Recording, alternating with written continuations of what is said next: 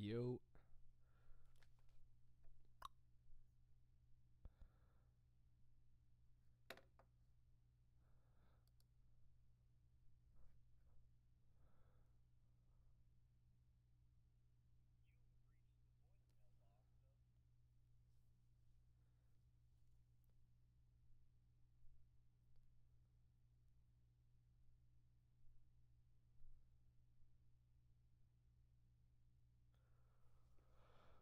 What's up, guys? For those of you who are watching, we're going to start this thing at 3. So I'm just going to be like testing my levels. Check, check, check, check.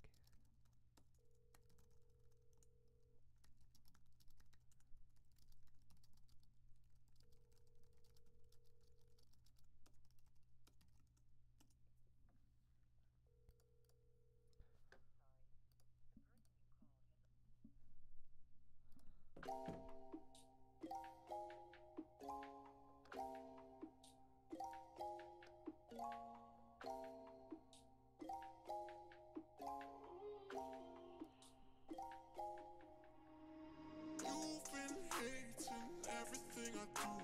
Second place, ain't never coming through. You just sit back, watch what I'ma do. Yeah. You count money, but you talk too much. Getting rowdy, but you drink too much. Yeah, this my team, but we don't talk too much. No, we don't talk too much.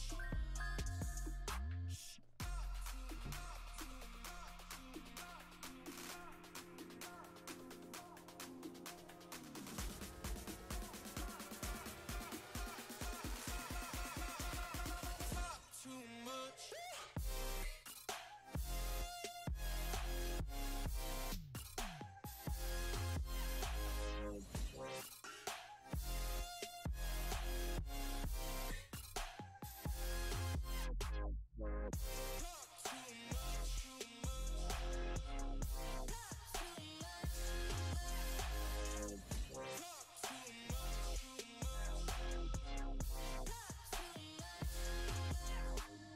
You've been hating everything I do.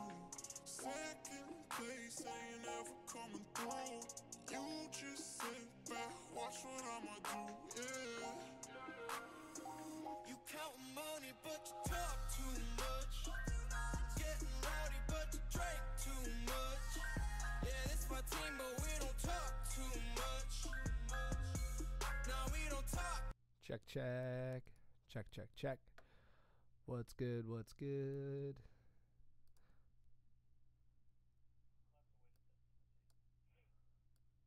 Yep. Alright, I'm just going to play a song. I am. Oops.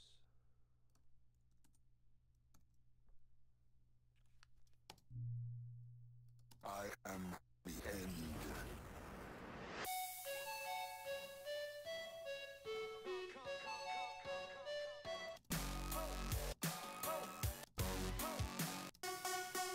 Yo, what's good, people?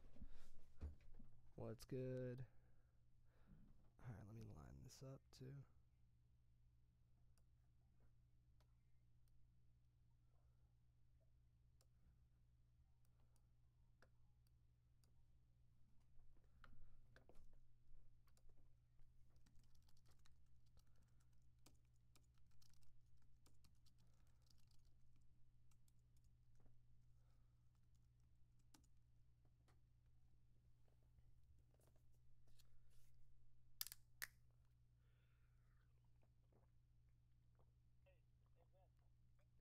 Yeah.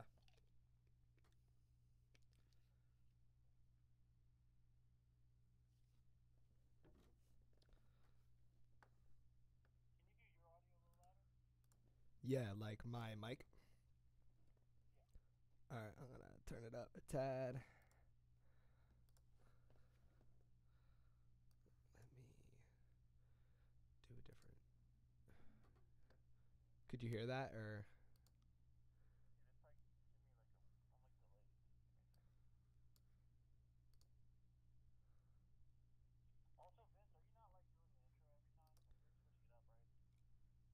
I'm doing what?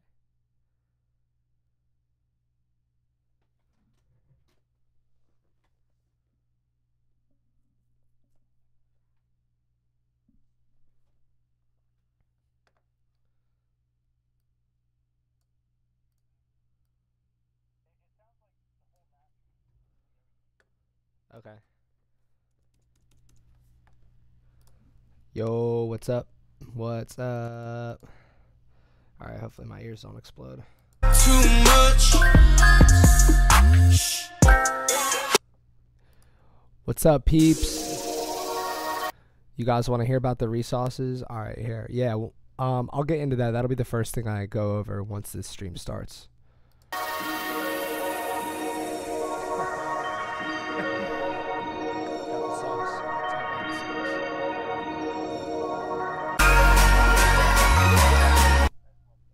Alright, cool.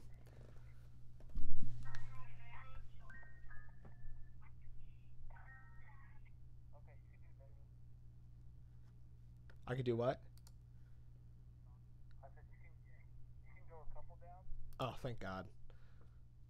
but like it definitely needs to be like more on that side of things. Yeah, okay. What were you saying? Asking if I did different or the same? Oh, I was just making sure that you're not like doing an intro every time only because it's from scratch, like doing the same intro every time, like build up, like instead like do different parts of the song. Oh yeah, I mean the first stream was the intro, and then I continued the project. Today I'll probably do something different because I finished the song last stream. Okay, cool. Yeah, just do something different. It doesn't like just use the stuff from site, but you can kind of do whatever. Like don't keep showing like the very basics beginning, you know? Yeah, yeah. For sure. Alright, man, well, if everything's good, I'm about to start this. All right, appreciate it, man. I'll talk to you later. Alright, later. Alright, what's up, guys? It's 3 o'clock. That means we're starting. I'm just going to play some music, allow everyone to get in, tell your friends, join the party. And if you want, just drop some things you want me to go over or talk about. And yeah, we can get into this.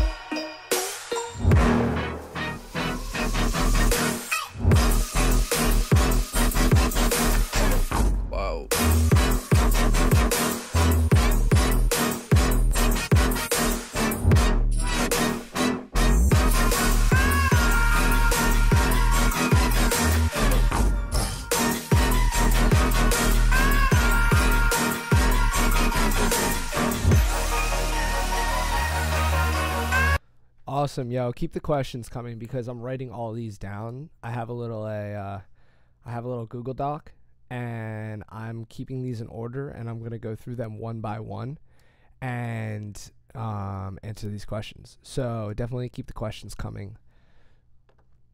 So let's see what other cool songs. I'm gonna give everyone like a couple more minutes just to get in. Let's see. What am I feeling? The song's cool. This kid's sick. This kid, Reach. Boombox Cartel.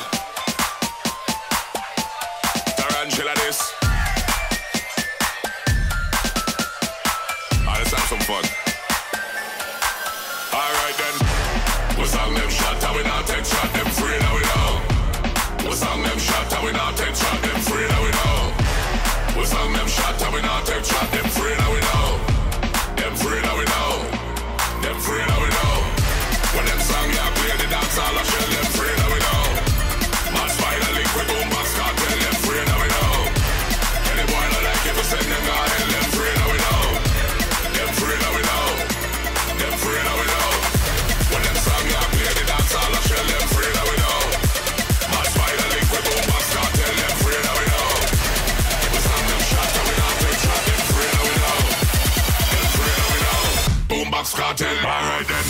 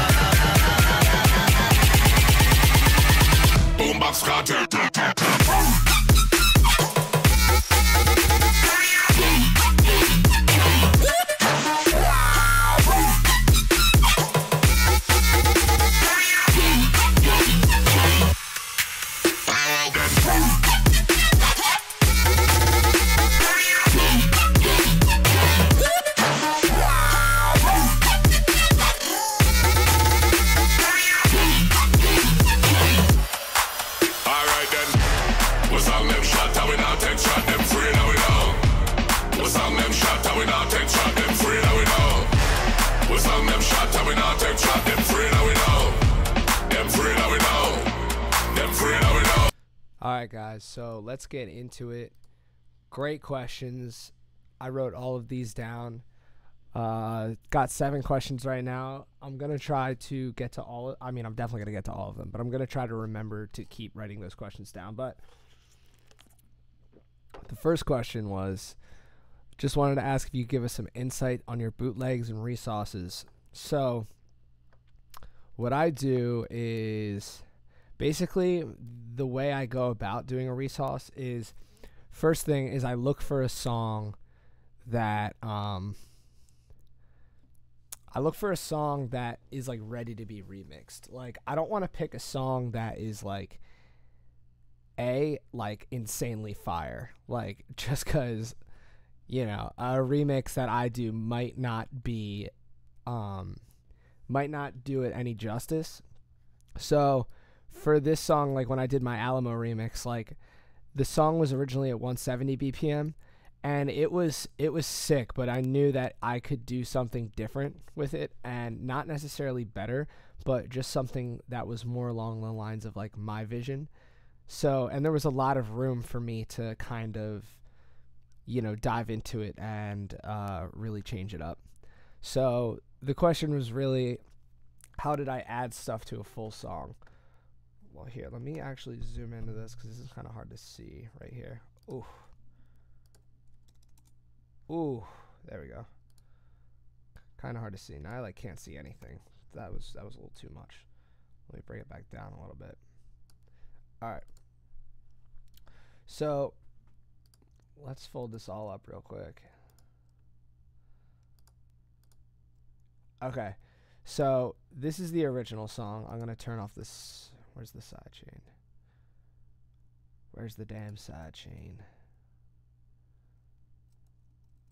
All right. What's going on here?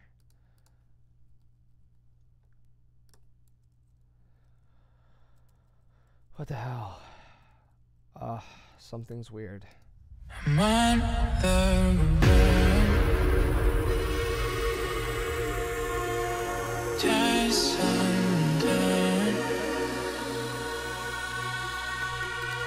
city drifting.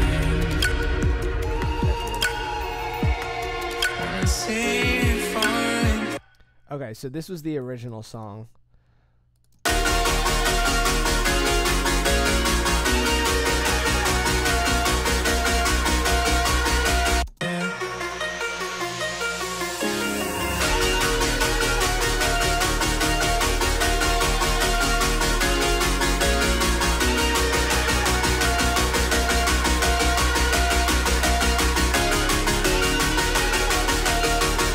So I kind of saw this and I was like, okay, I can take this down to 150 and do my own thing with it. And I also knew that I can add a lot of stuff over this part, because this part's like, it's very full, but it's kind of empty. Like there's no kicks, there's no like real loud percussion or whatever. So I dropped this down to 150, and then I'll show you kind of what I did to it.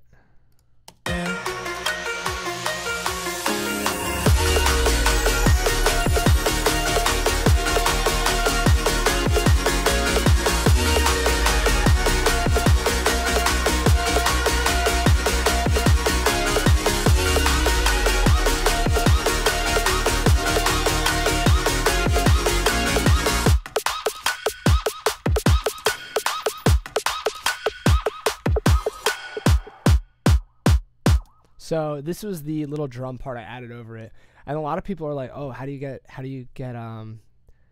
it past copyright and stuff like that?" So this is like kind of some of the things that I do is like I slowed it down, I added this.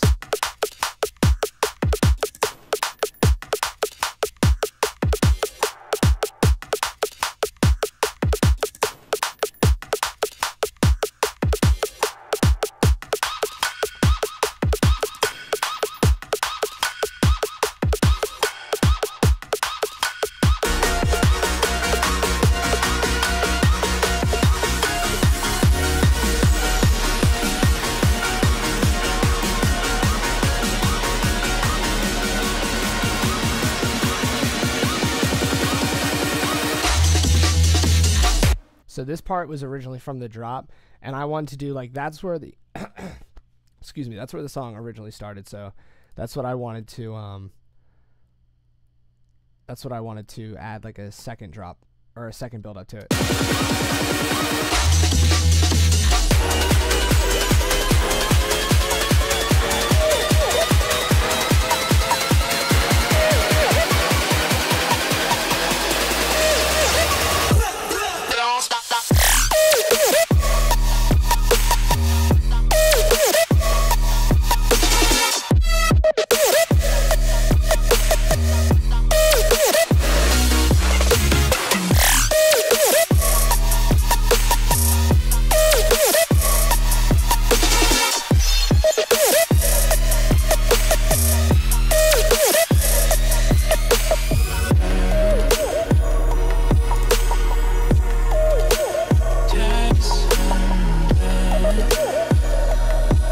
Holy hell, I do not remember putting this much shit on this lead.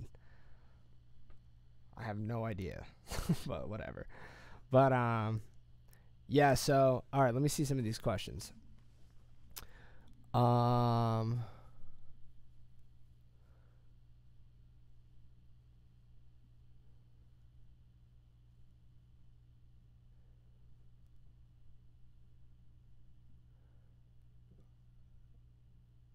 Some people go about clearing things that they resell for. Yeah, a lot of times they don't get that cleared. So, I mean, if you're talking about using a Kanye West sample in your song on SoundCloud, you just have to hope that it doesn't get caught. That's pretty much it. So when I'm going about doing my remixes, I don't get anything cleared for the most part, except for official remixes. But it's all about adding enough shit so SoundCloud's copyright infringement shit doesn't pick it up. So that's what I do, is I try to look for songs that are open enough for me to add some stuff so it sounds natural and not like overdone. So that's that. Let's get into the next question.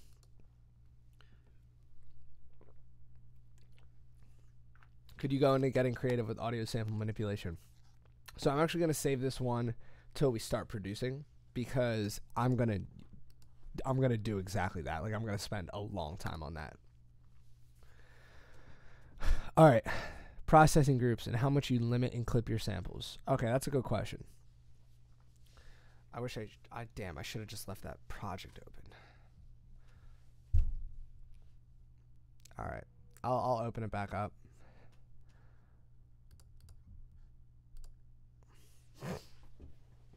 Because the processing groups is pretty important, especially on my drums. I do a lot of, it's not even a lot of drum processing. I just have this one processing chain that I made, and I love how it sounds. And I put it on everything, and it saves a lot of space when it comes down time to mix it down. And I'm thinking about putting it on my other groups as well, but I haven't gotten there yet, and I just like don't want to smash everything too hard. But this is my processing chain. I guess I'll just do this shit again.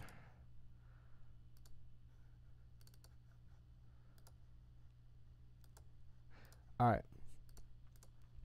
So this is my processing chain. I have full parallel, which this I pretty much will take this anywhere from 25 to like 50, but I left it down here for this. So let's listen to this.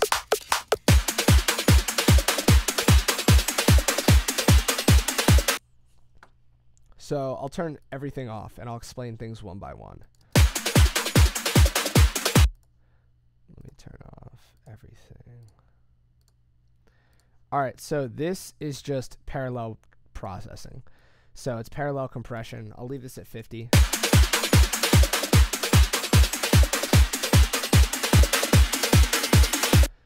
It just like compresses everything nice, and it makes everything like a little bit brighter and upfront. So it's a way of making your drums appear louder, but they're actually like not. It's just because I'm mixing in this super compressed signal underneath it.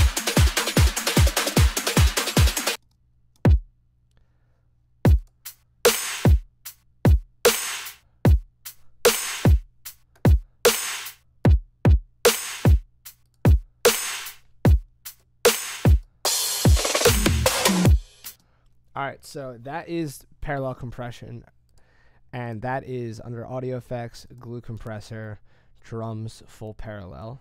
Should be like the same exact thing. Yeah, same exact thing.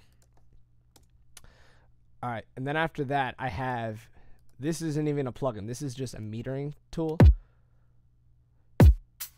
So pay attention to these transients right here, like on the kick and everything. Then after that, that is just so I can see what these transients look like. Then after that, I have a transient shaper. And it's just giving a little transient boost there. So then what I have after that, it's just kind of, and that doesn't matter because that's before it. Then after that, I have this plugin called K-Clip. And what this is doing is, I did some, actually, I think it was somebody, I forget where I read this, but somebody mentioned this clipper and how great it is, and I really, really like it. So I turn this on, and the reason I have this metering tool right here, Voxengo Span, and it basically will just tell me my RMS level, my peak values, things like that. So when I turn this clipper off, this is like the big test I had. So it's peaking at 4 right there.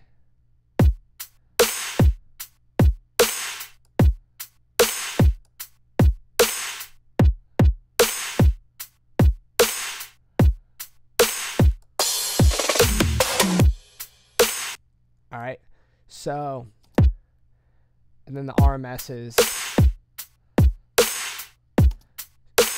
so what I did was I turned on this clipper,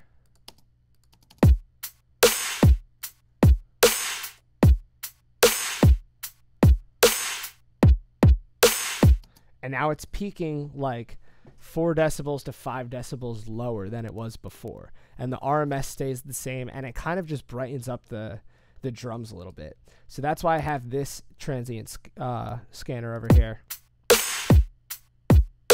And you can see the transients look different. So basically it's just a cool way of kind of minimizing the signal. And that brings up a good point that the one, I forget who said it before, but he said it's here. Hold on. He just said you can have a track that's -6 decibels that's louder than another track at the same level. It's all about the mix. So Sunburn said that. And he's perfectly right, because it doesn't matter what the metering says, because that's what I'm saying. If I didn't have this plugin on, you could have the same exact drums that were 6 decibels louder, apparently, according to the peak. But then I turn this plugin on, and now it's totally different. And then you have all that room to kind of boost it, because it will not be clipping yet. So that is just kind of how I go about this. But it's not a really dramatically changing. It's not really dramatically changing the sound overall. So this K clip is just a very good limiter, but it's a clipper, not a limiter, and there's a difference. And I'm not really sure exactly what the difference is, but this plugin is fire. What is going on right now? Come on. What's going on? I'm not sure what's going on. I'm just gonna, yep, there we go. Quit that. So, all right, yeah, that's a good way to end that, I guess. But, yeah, that is how I process my drums, and I think it's a super beast way to do so. So, I wouldn't go overboard with anything, but it definitely is important to process things like that. All right. Let's see the next question. All right, and all these other questions are questions that I'm going to answer while I produce. So, let's see. What do you guys want to produce today?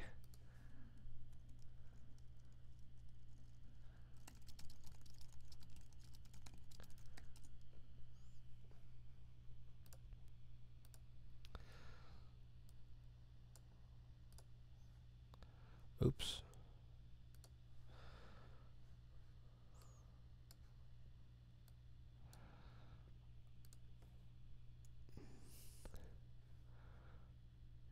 Two hours of Q&A. I'm down for some Q&A always, but we're gonna produce something. That's the best way to learn. Trap step. What do you feel like making? I have no idea what I feel like making. That's a good question though, Kurt.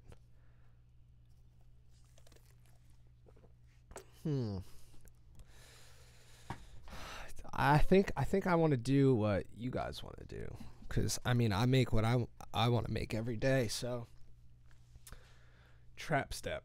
So I haven't heard the name trap step in years. I guess that's like hybrid trap, dubstep ish. That's pretty funny though. Bass house. How do you glide 808s when you're working with audio, or can you only glide them in sampler?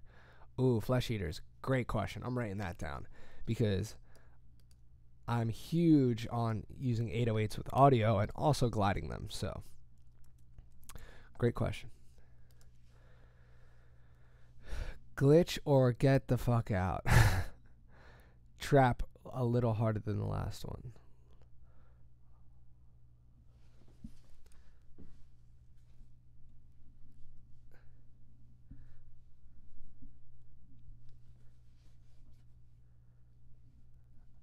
All right, I think I'm just gonna go for it and make some trap. So yeah, I'm just gonna go for it and make some trap. We'll see where this takes me. Let's find a beast kick.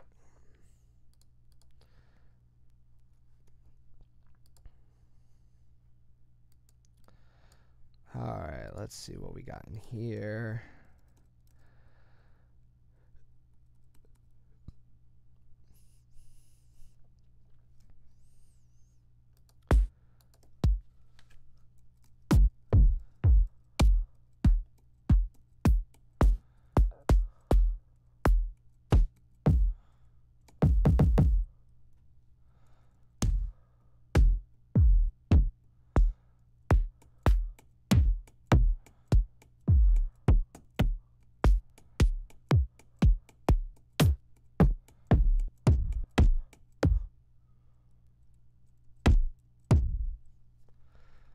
I feel like these kicks are making me want to make some experimental shit.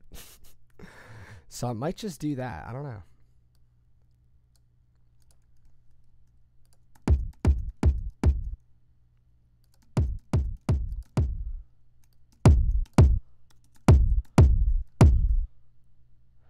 I want to find like a really hard kick as well. All right, so this is a good thing to do right here. So we're gonna talk about this and why I'm doing this. So I have these two kicks. I have this loose one, and I have this tight one. So I kind of want to use the tail of this one.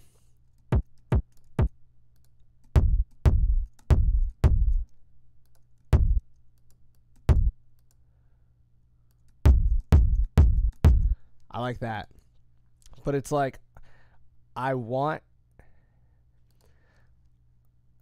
I'm going to do is I'm going to side chain the lows on this kick. This is a cool technique for you guys. Tight kick. So I'm going to side chain the lows of this one to this one, because I want this one to be the main punch. I don't want there to be any phasing or weird cancellation. So what I'm going to do is I'm going to drop a multi-band dynamics onto the rumble kick, and I'm going to group that and then go to my racks, duplicate this 3 times. So I'm going to call this one lows, mids, highs. So I'm going to go into the highs one. I'm going to solo the highs, the mids, solo the mids, lows, solo the lows. It's going to sound exactly the same. But what I'm going to do now is I'm going to put a sidechain compressor on the lows one, and we are going to sidechain it to the kick and then the tight kick.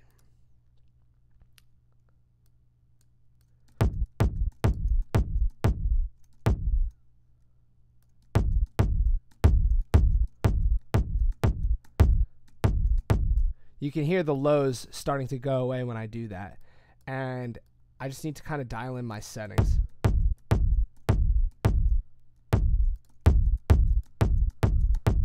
And it's just kind of a way of EQing the kick. And it's kind of a way of EQing the kick like dynamically, where I'm not EQing all the lows out of this the entire time, but just when this kick, the main kick, is happening. So let me actually turn this up a lot. That sounds huge. So I'm going to put a glue compressor on here, turn the soft clipping on. And mainly I'm just going to do this. I'm going to turn this down. I don't want this to hit the threshold at all.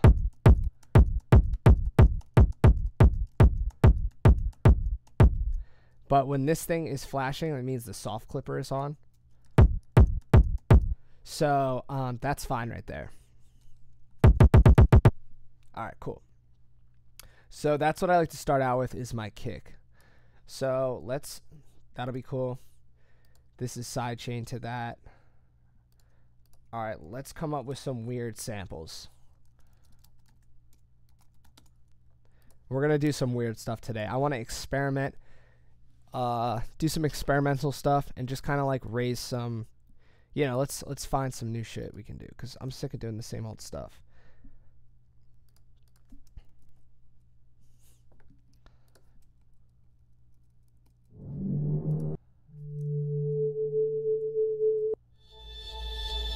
All right, you know what? We're going to use this one because this is going to be a great tutorial for EQing. All right, so we're going to call this one synths. And what I'm going to do first is I'm going to take this. This is how I do my side chaining. I don't put my side chaining onto the groups. I have it here, and I route things to that bus. So I'm going to route this to sidechain. All right, so now as far as EQing, I'm going to take an EQ on this, and there's going to be a super resonant frequency that comes in here.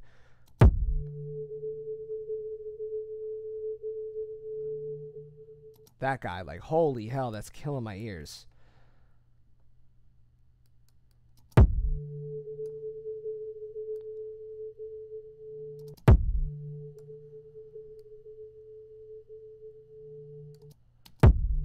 You know what? I probably just wouldn't even use a sample like this because that's just too. That's too much. Like it's just like hurting my ears.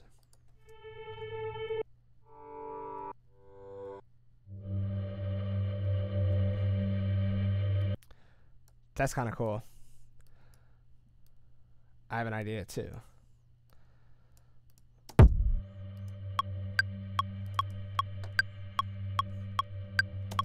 We're gonna pitch bend this guy.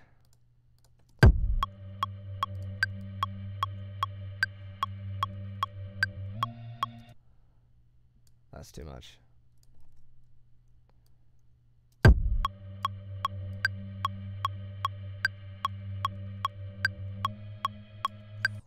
Yeah, that's cool. All right, so there's our one weird sample. And okay, that's going to be the base of our song right there. So I'm going to go to effects, or let's start recoloring this too, because I don't want to get this, I don't want this to get out of hand. But that's cool. That'll be like the base of our song real quick. We'll see what else happens. So effects, cause white noise down.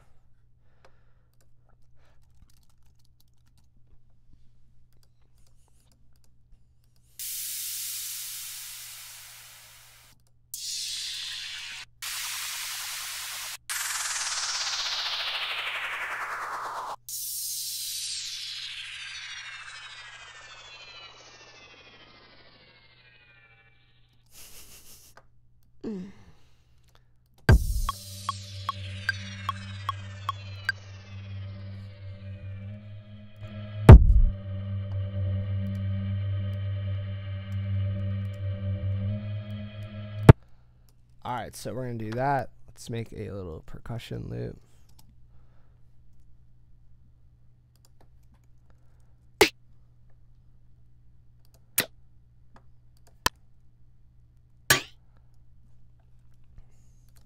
Actually, we're going to do it in the drum racks.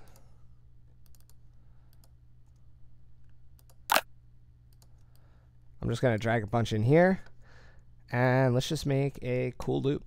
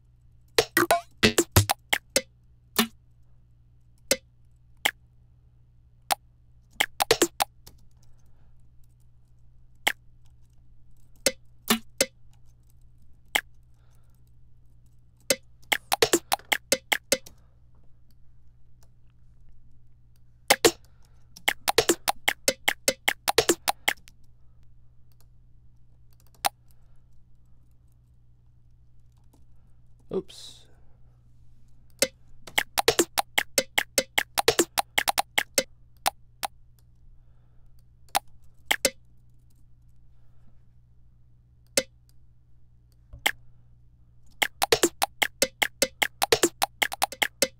There we go. All right, that's my loop.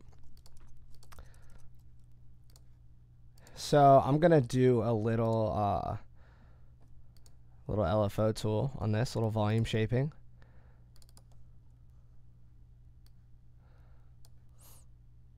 Just to give it some cool pump. Low pump.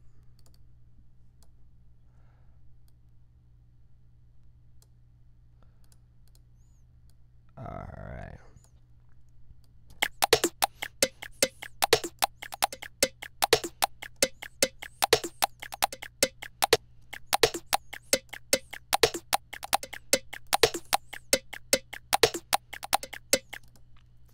All right, so that's giving us a cool little pump action. I might want to put a reverb.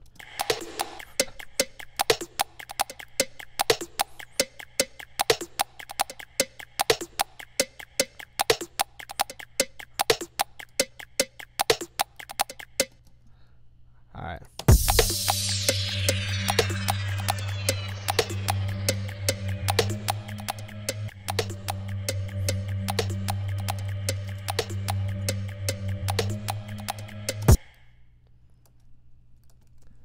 gonna put in some weird claps, and I think we're just gonna get right into the drop right there. Like, screw a big build up or anything like that.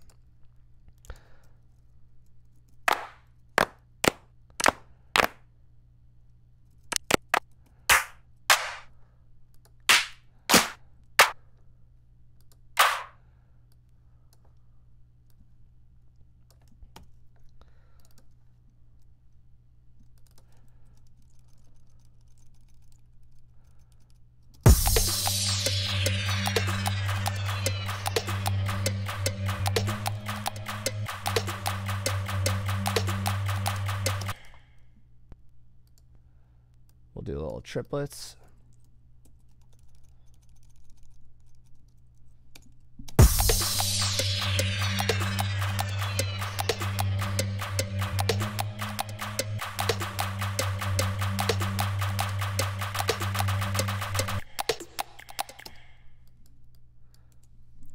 All right, and then that's pretty much going to be it. And then we'll get into the drop, just because why not?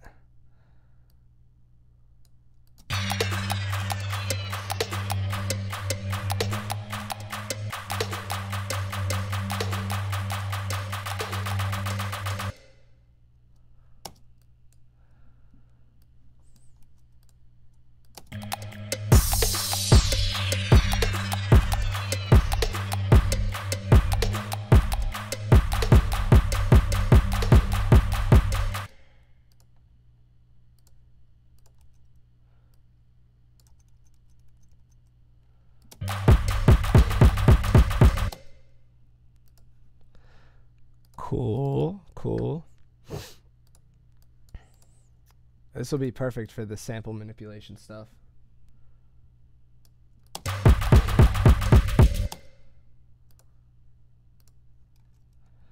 do that on here too. And I'm gonna affect the side chain right here. So I want to turn that down there, turn it all the way off there, and then I'll turn it all the way back up.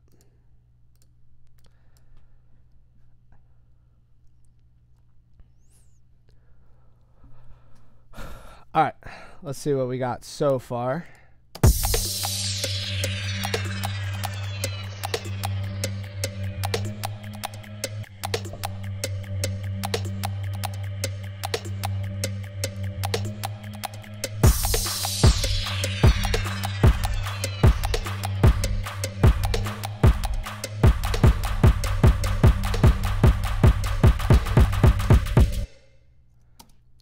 All right, so I saw somebody ask about side chains. Or I meant not side chains, vocal loops as well. Hey, Flex. So let's just make a weird one.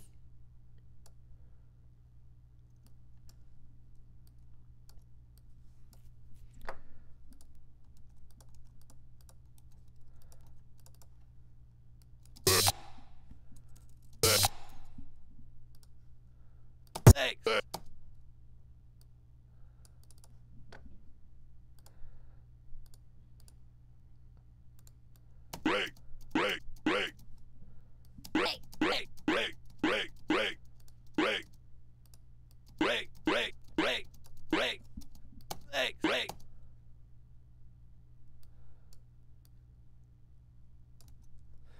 I'm going to take that same LFO shape. Yeah, the LFO tool, that's exactly what I was just going to grab. The LFO tool is just giving it a little bit of pump. So we can listen to this. It's just kind of giving it, yeah, it's like a ghost side chain, like a 4/4, but it's just giving it some cool pump.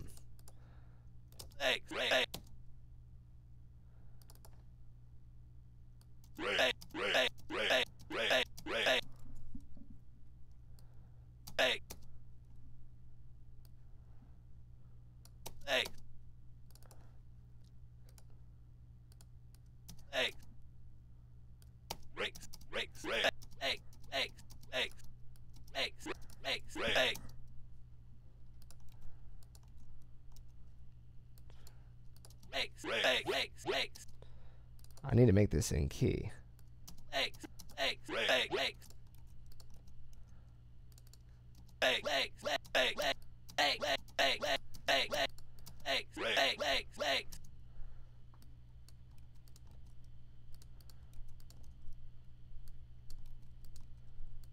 All right, so that's pretty much the loop, I guess.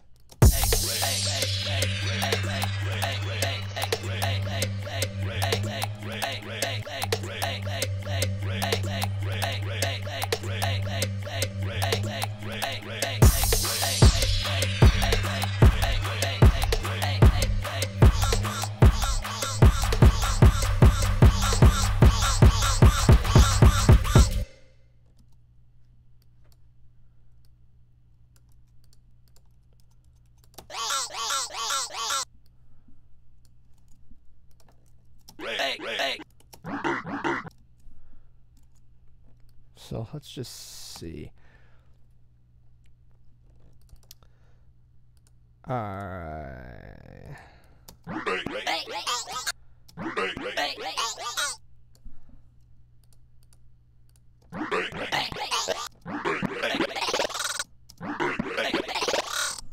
That's pretty cool.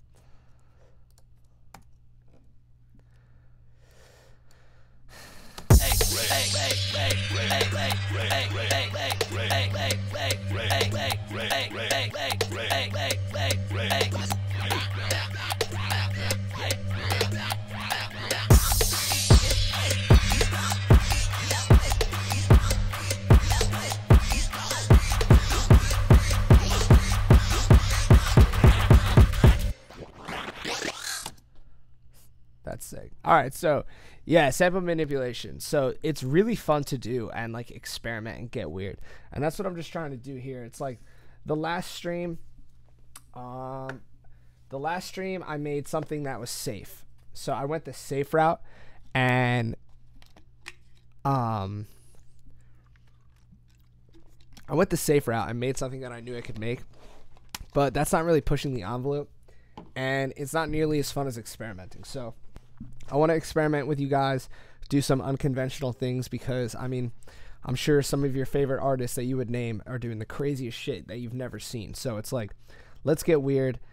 Tell me some plugins that you want me to throw on. Like, let's make this a little interactive. Like, throw out the craziest ideas that you can come up with, and I will try them, and I'll try to make them work. So literally, like, even if it's like, throw something on the white noise or anything, like let's just make this crazy. Like let's try to like find new techniques that nobody else is doing.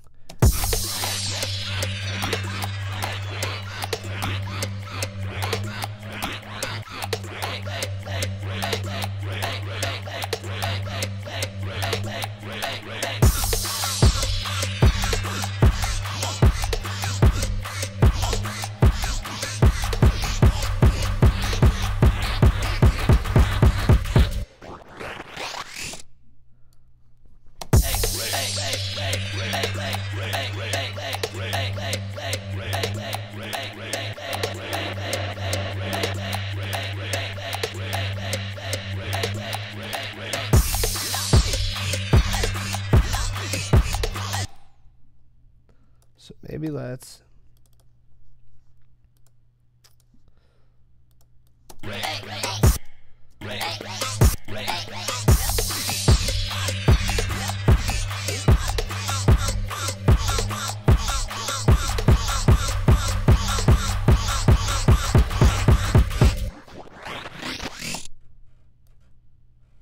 That's pretty cool. Put light vinyl distortion on your whole drum kit. That is cool. Let's do that. I'm going to do all of the drums, vinyl distortion.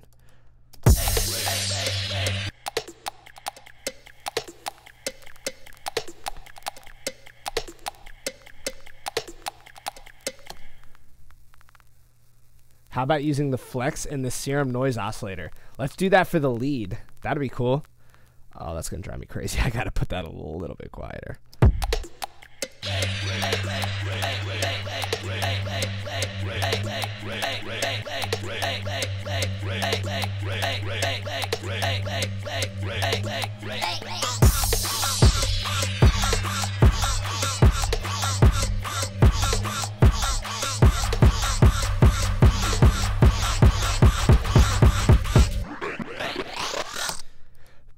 All right. So let's get this flex and let's put that in Serum's noise oscillator. Oh my god, this crackling. We're sticking with it though. Can I do it this way? Yes, I can.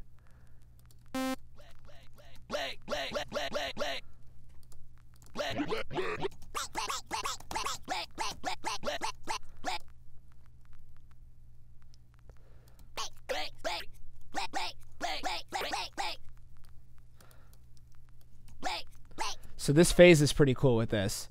Record a fart and make it into a growl by pitching it down. Somebody send me a fart right now.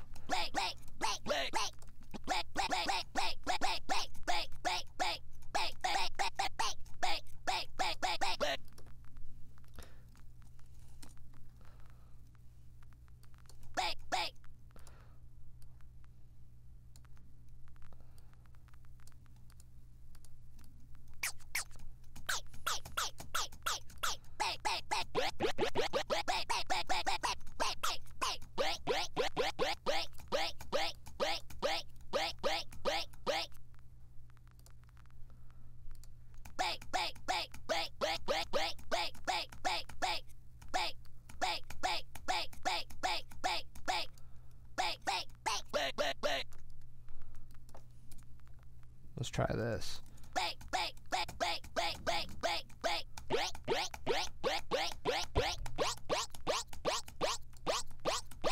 So let's do the same thing. Can I do this again?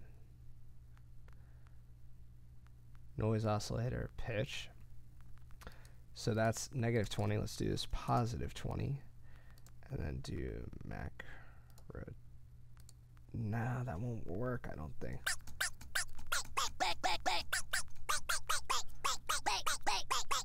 Nah, that's not gonna work the way I wanted it to. I'm just gonna do this by hand.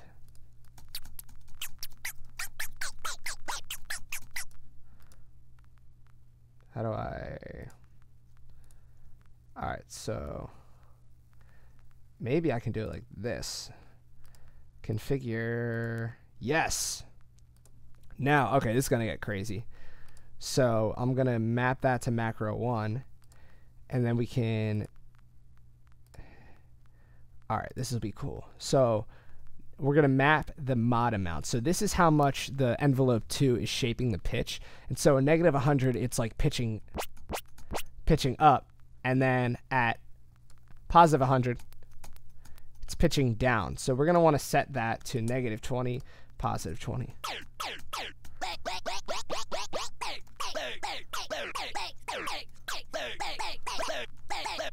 Since we're working in macros, let's do this here.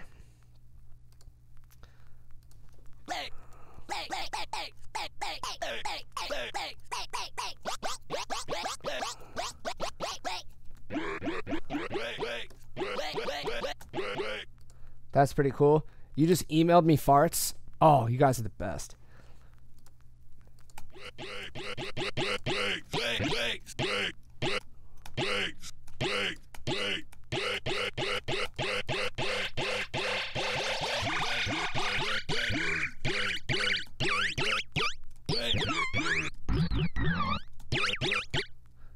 No, do something cool. I really like this.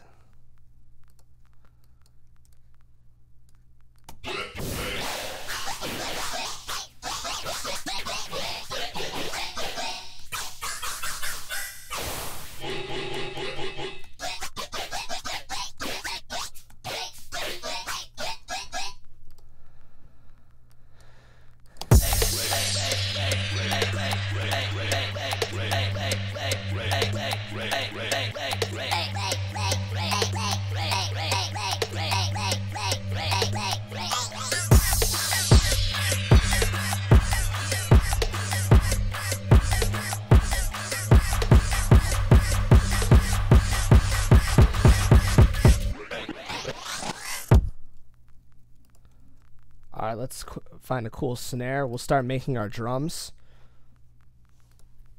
Let's get a percussion. Reverb filter, yes.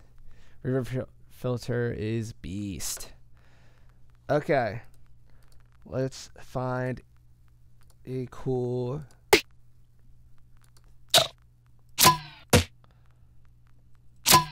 That's pretty sick. So I'm gonna make cool drums. Definitely opening up this drop with a fart. That's for damn sure. We'll do this every other actually. So snare 1.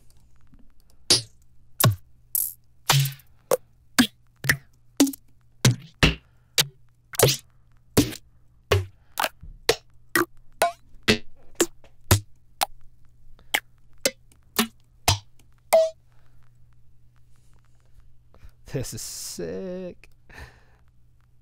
Oh, let me get out a triplet grid. Oh my god, I'm sorry. We'll turn this back on later. That's just driving me nuts.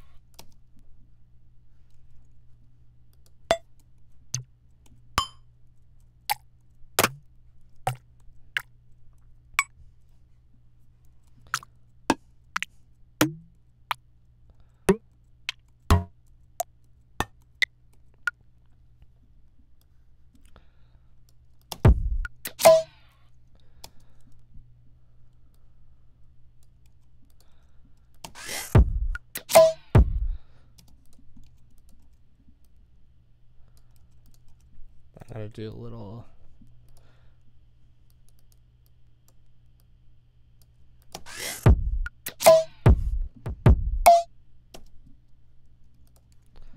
Let's do chant.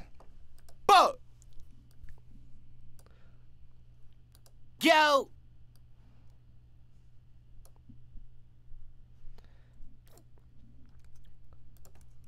Chant 1.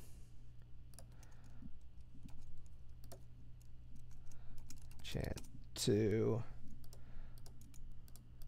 Alright, I like to overdrive my chants hard as balls.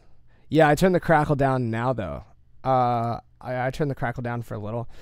Cause we're gonna turn it back on, trust me. It's just like it was just like I couldn't listen to it all the time. Bo! Bo! Bo! Bo!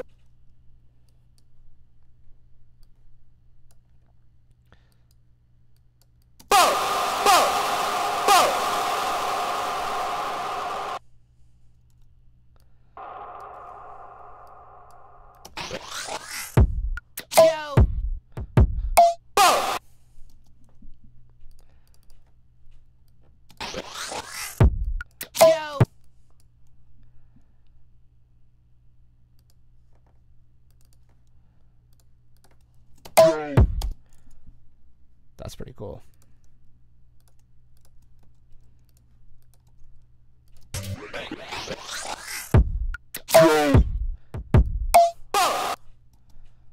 Alright, so that'll be our main drum pattern. Let's get those farts.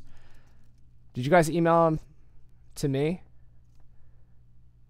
Where is the... Where'd you send this email?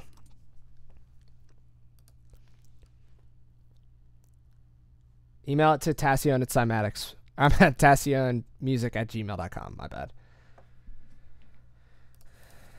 Let me see. Here.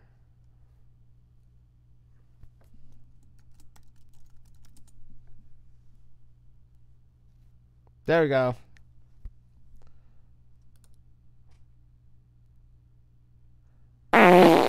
That's awesome. Let's actually speed this up a little bit.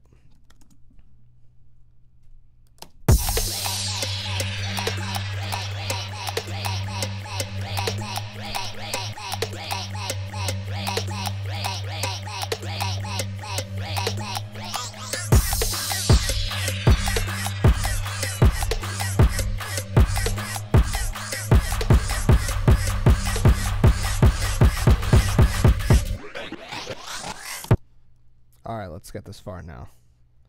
Actually, I want to flatten this whole thing.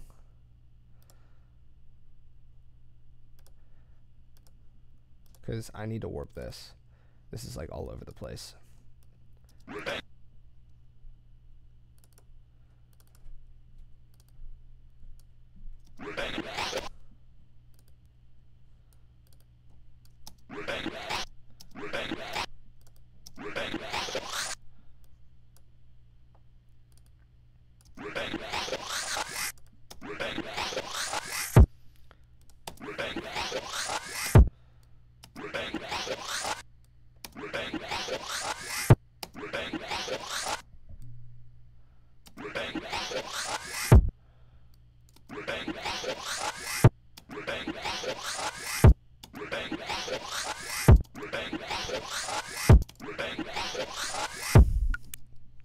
Alright, that's cool. Alright, we'll call this farts. Fart. Tell your friends we're making fart tracks. Slow it down and double time everything. Put a vocoder on it. Oh. Wow, we're just doing crazy shit now. I love it.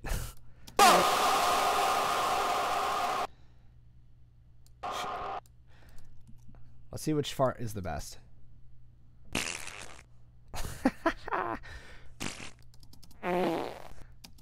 Definitely that one.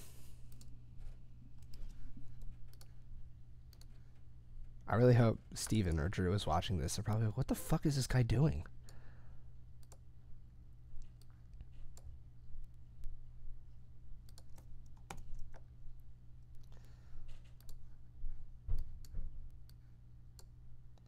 There we go.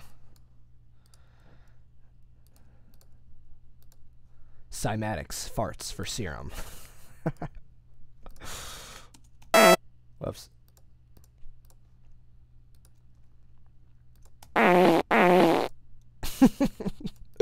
Got him. This is like my 6-year-old self is just dying inside. Actually, it's thriving.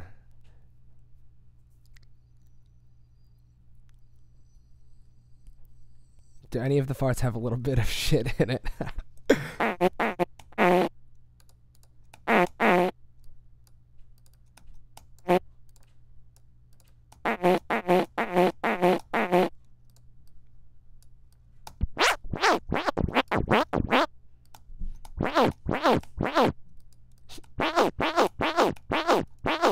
That actually doesn't sound half bad.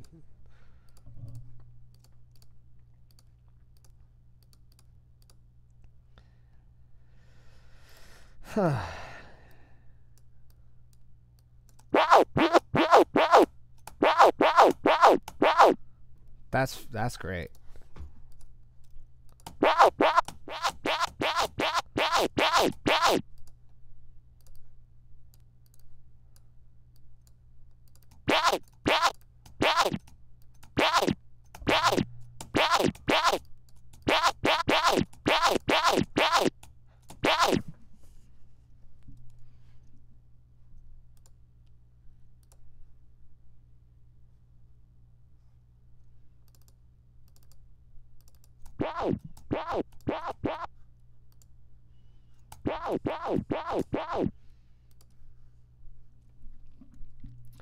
I didn't mean to filter that down.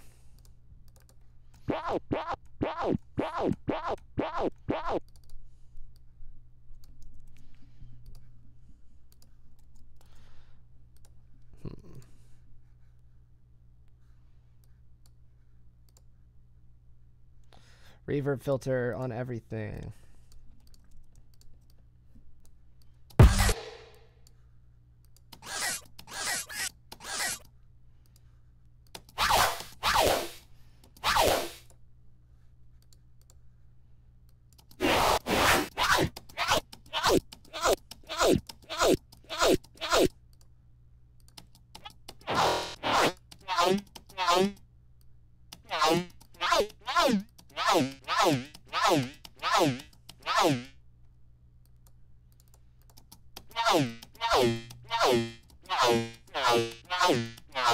No.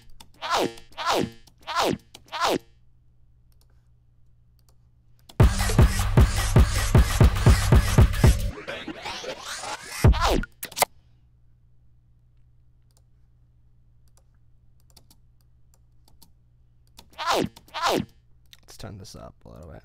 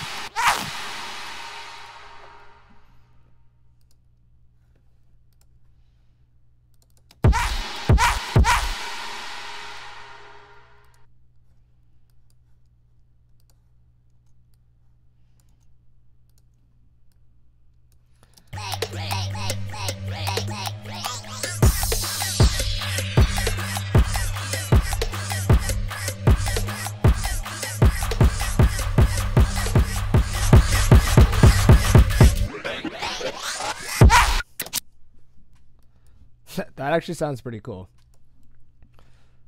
So we'll call this fart 1. See if we got everything going.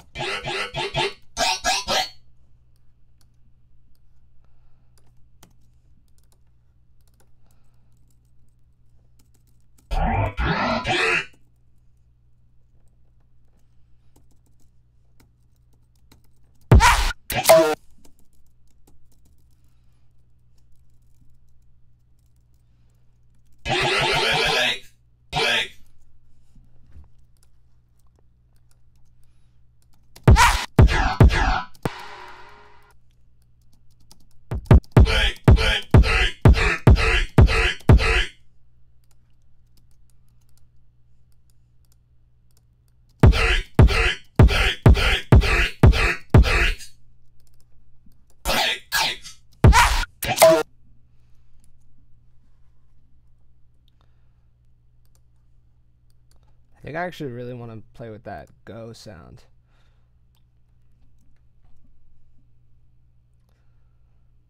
This will be some cool sample manipulation. Maybe we'll just leave a little fart here. Just a little one. God, I'm like such a child. This is terrible. All right, we gotta play with that. We can't leave it that farty. This doesn't sound half bad though. This sounds a lot better than I anticipated. I'm not gonna lie.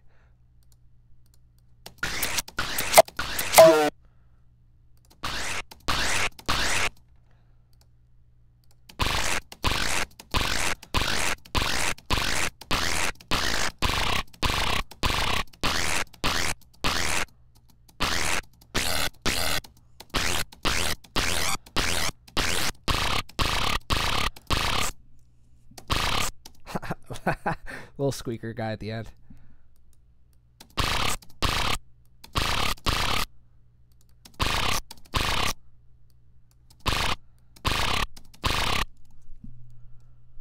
All right, let's put a vocoder on that.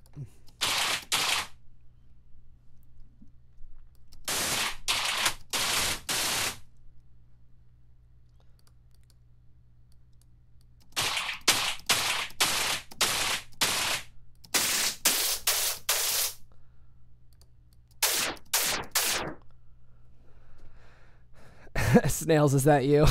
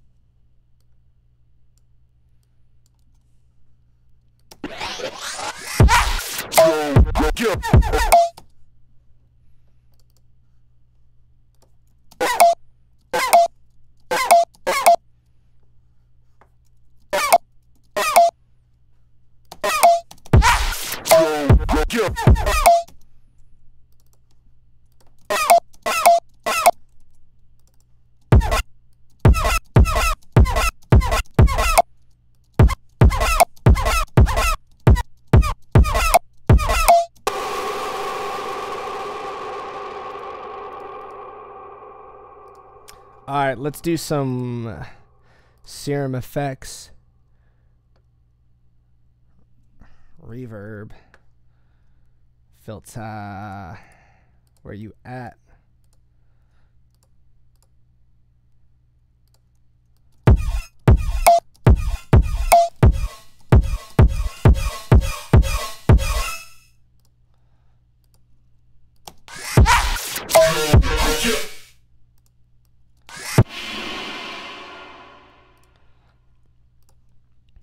Then we're going to add the 808s once I get this melody.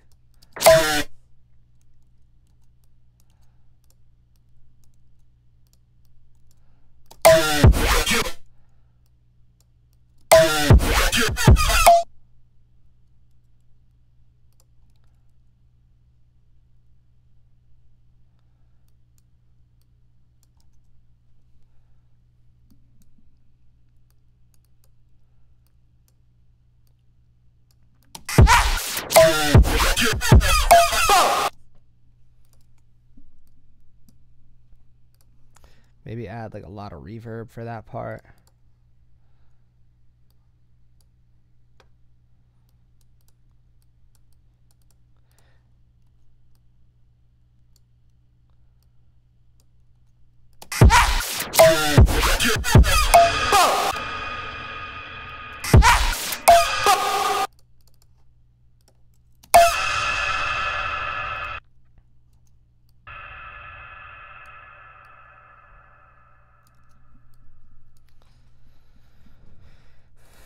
All right, let's get a little 808 action in there.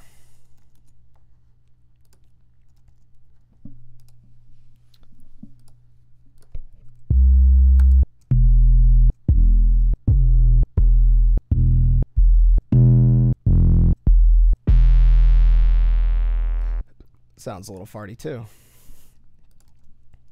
All right, so I'm going to take this side chain and I'm going to put it on the 808.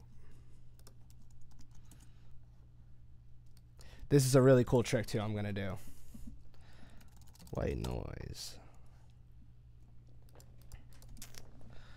I'm going to... Okay, Nick, you're on to what I'm doing. So this is a really cool trick that I love to use. Is I'm going to turn on just the white noise. This is game changing.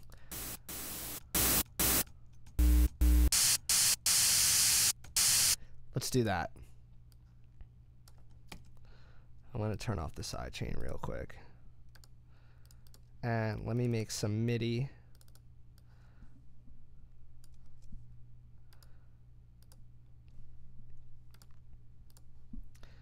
Alright, so there's our white noise. Let's just make it louder so we can see it. We'll just turn off warping just in case. Alright. So what I'm going to do is I'm going to put this beast effects chain that I have. What's up? So this is a cool plugin called Defacer. And I think I learned it from Nitty Gritty's live stream. I think I saw him put it on his 808s or kicks or something, and I was like, holy shit, this plugin is beast. Okay, wow, that's way too crazy. So, like, listen to that. So without it, that white noise just makes it like... It just makes it so much grittier.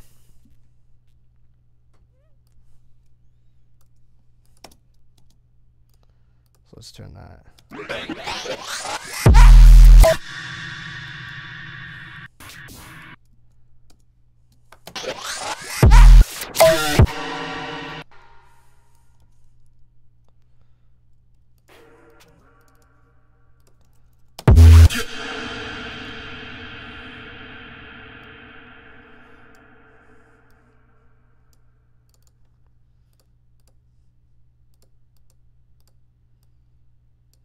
So that's how I do the gliding.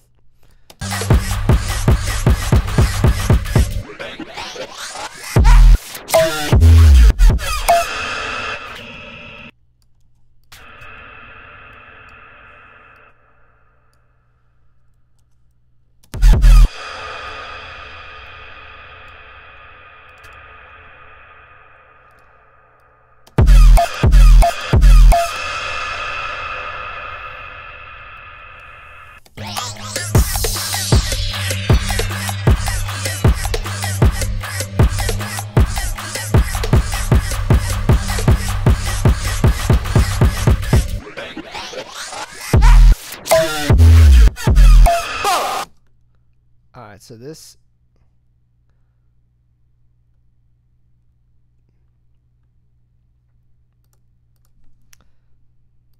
Ah, that's why.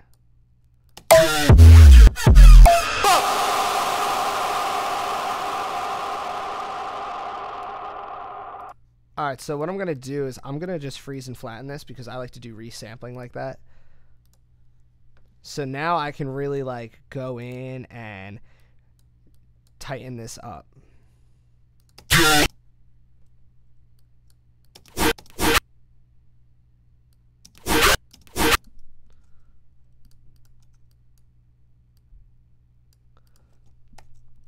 Maybe I'll even put like a little LFO tool on.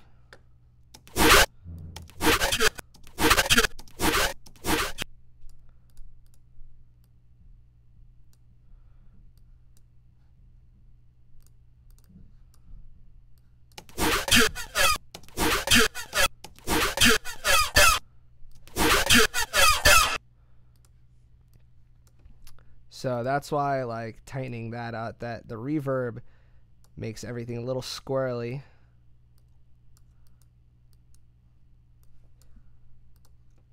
Maybe I'll put a resonator. One of these is cool. I forget which one I like.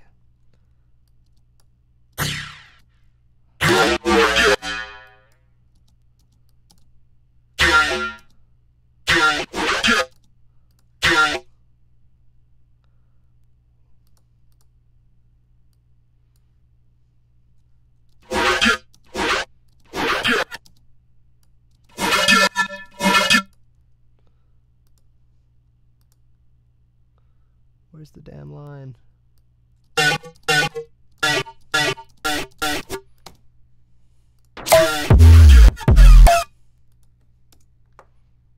don't know.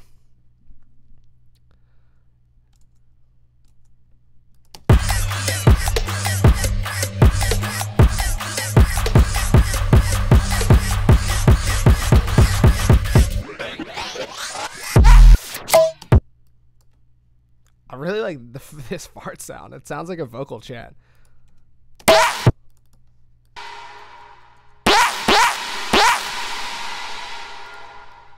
don't want to mess that up. We'll call this fart 2. Because, oh, also I want to sidechain this to one of the snares.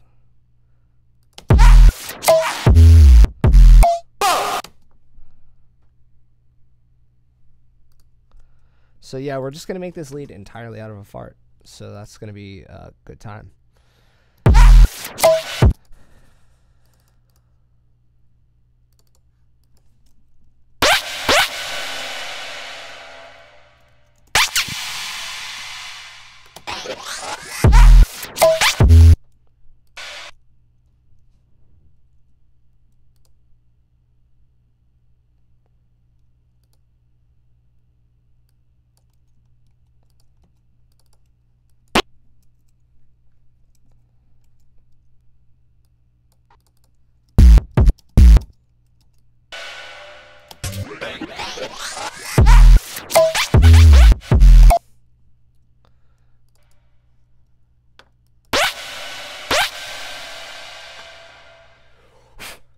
Yeah, this sound is sick.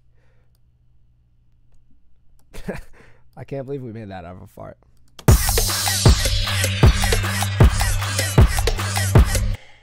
All right, we're gonna repitch everything else.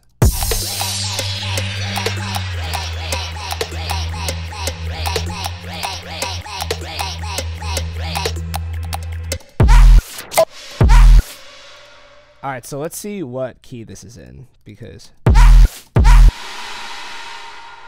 right, this is in E, so this was in G, so we gotta tune this from G, F sharp, F, E.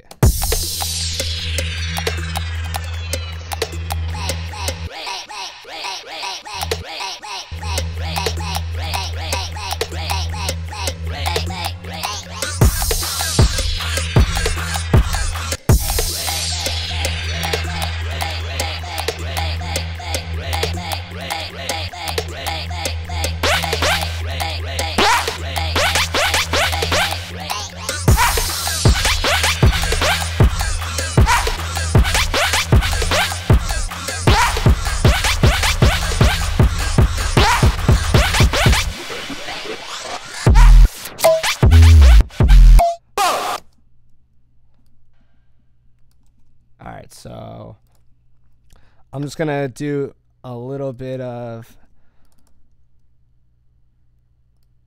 little reverb, bring this guy in. We'll do this over the course of the whole thing. Except I'm gonna keep this like that.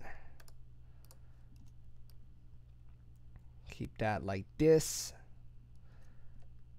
Actually, except for this part and this part. So this is how I like to bring things into my drop.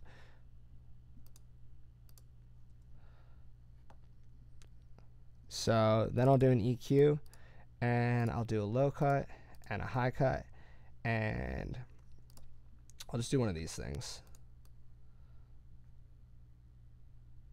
So actually, let me do this. We'll call this main lead, and we'll do a bus. So then we could take these two and route these into the main lead bus. So now they're both going to be playing out of this, and now I only need to do automation on this one. So that's how I like to do things as well. So now we have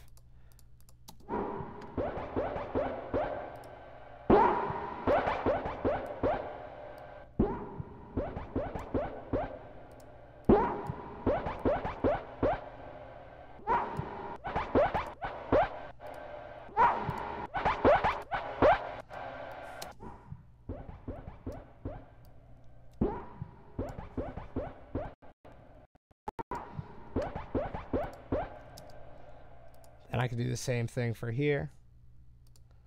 Sort of high cut.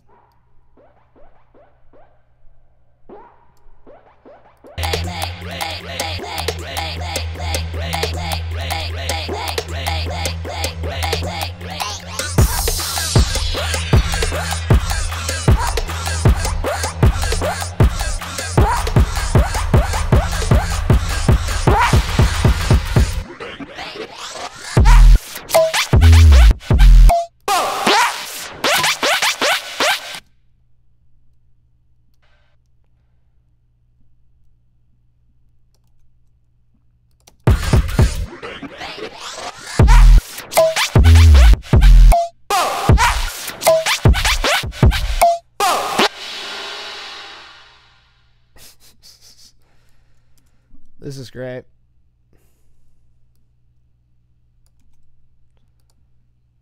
And this is even cool if you just do like just the noise, it still sounds sick.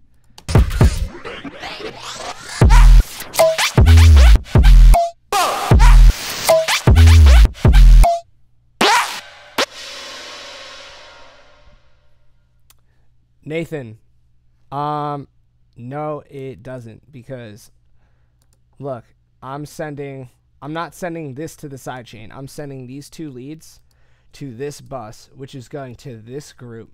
So then it's going from this group, the input of this group, and then the output of this group goes to the sidechain, which goes to the master. So like if I put a reverb on this,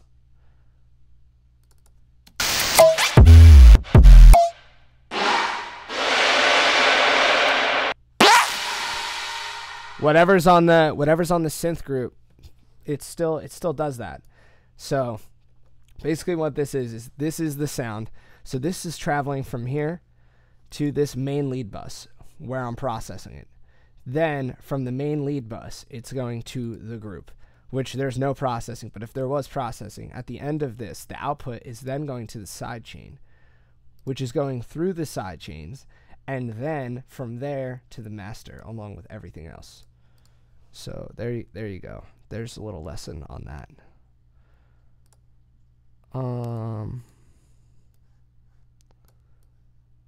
Oh, yeah, you see it.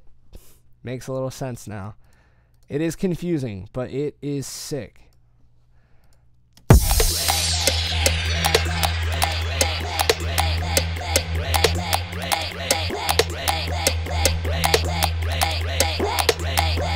This intro's ass.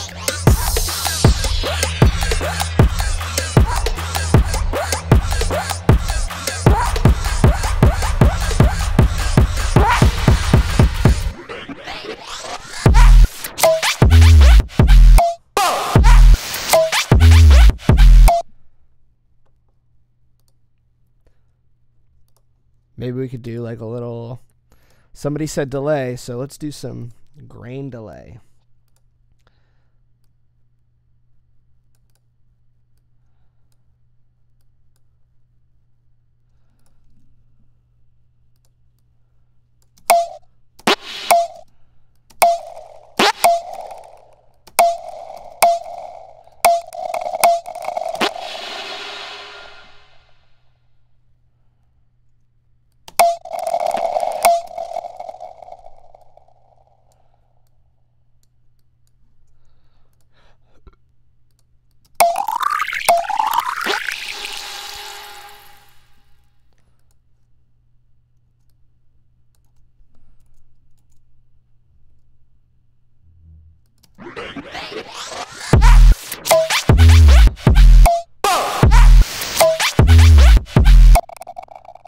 Alright, so I want to put something else here.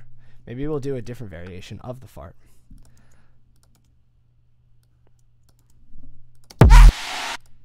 That sounds like so good. Like, I can't believe that's made out of a fart. I really can't.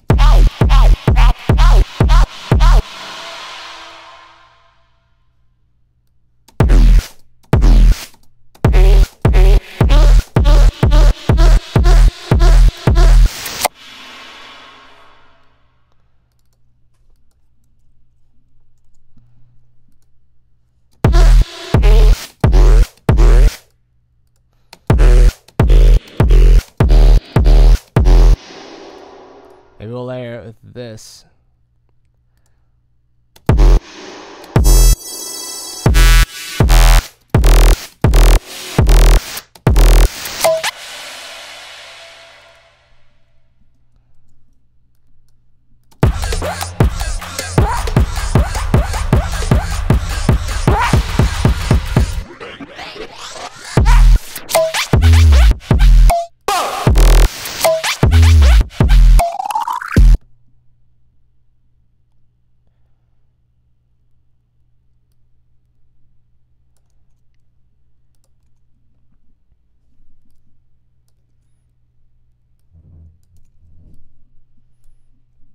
I have just zero clue what's going on right now.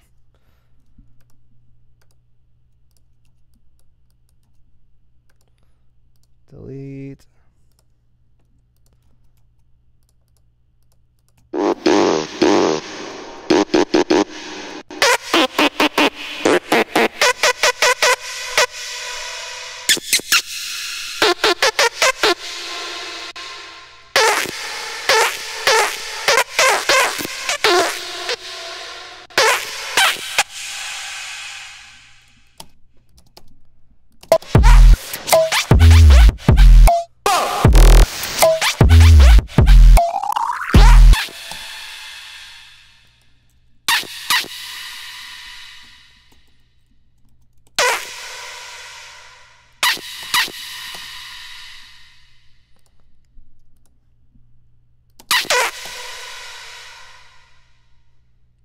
This is just like ridiculous.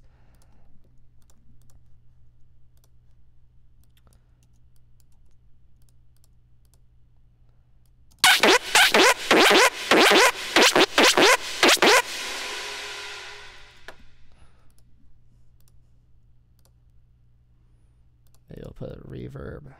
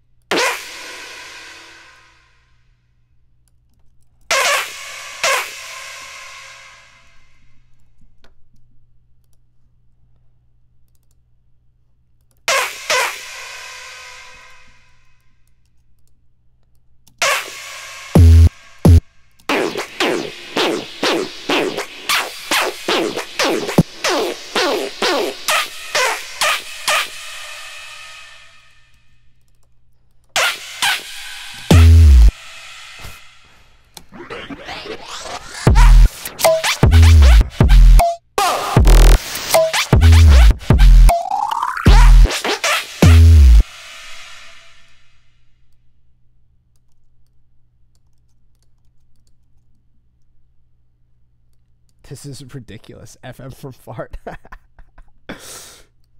So, if nothing else, I really hope you guys just take away that this is supposed to be very fun and you can make cool shit from wherever. Like, I guarantee you some of these higher leads right here, especially this first one, you would not be like, damn, that sounds exactly like he sampled a fart. But yeah, guess what? We're going to FM from fart because that's a great idea.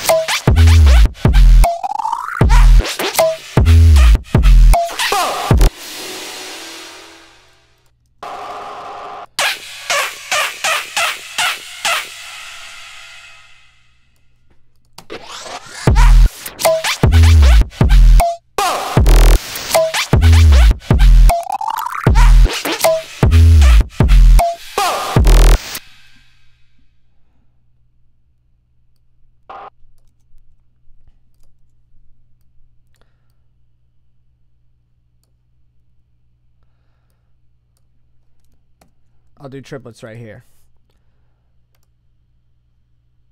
Triplet farts coming at you, boy.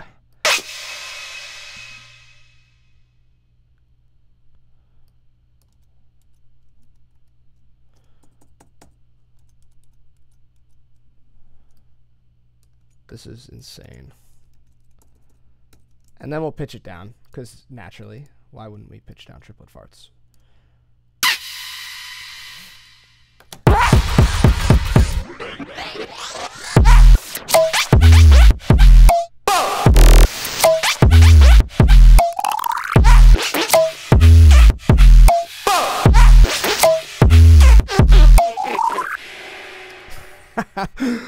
Oh my god. Alright, let's duplicate this. That's going to be our drop.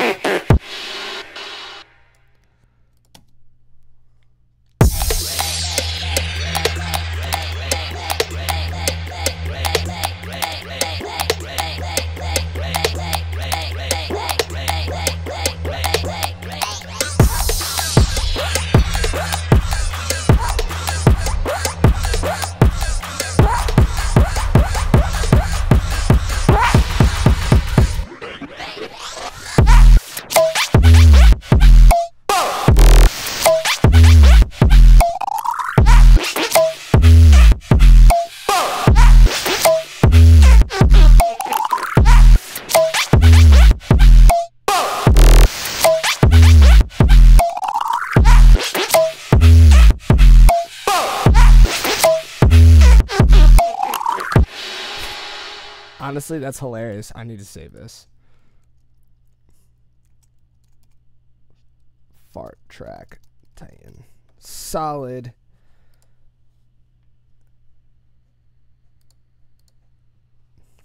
All right, so you guys, I think I answered some of your questions. All right, so I'm gonna save that. All right, so let me go back to these questions because can you go over vocal mixing, keeping the mix clean as a whole, like how to deal with the clashing? Well, let's see if you got any questions regarding this, because I saw something that says, how could you go into getting creative with audio sample manipulation? I'm pretty sure we smoked that this session. Like we killed it. So I'm really hyped that that we went over that because that was really fun. Now I need burps for the next drop. Right. So yeah. Okay, reminds me of the Dolphins and Monkeys. Yeah, like Dolphins on Wheels. Like, that's a great song. And it's because of that sample manipulation. Like, it's fun. It's enjoyable. You know, like, if you're just going to make, like, serious trap your whole life, like, it's going to get old. I see it all the time. Oh, ScreenFlow. That's what I record the tutorials on. So, yeah, that's like a what's it called? A screen recording. Call and response. Rubber duckies, burps. See, you guys are getting the hang of this. You guys are good at this shit. But you guys got any questions? Any questions on anything?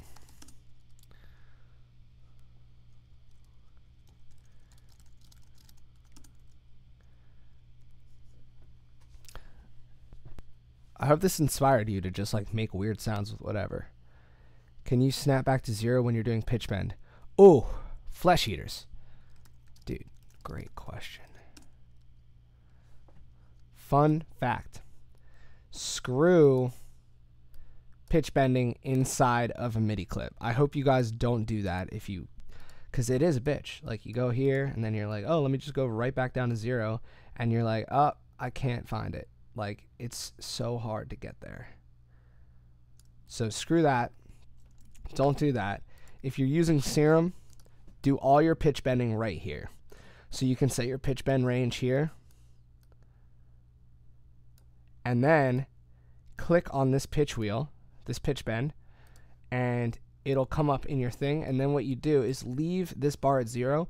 And when you want to make a set of lines, hit the B button to get your pencil tool and draw it up like this. So now you have this shape, and these 2 points are at 0. So that's how you do that. The pitch bend MIDI sucks. Oh, Nathan, we're not done. We're not done.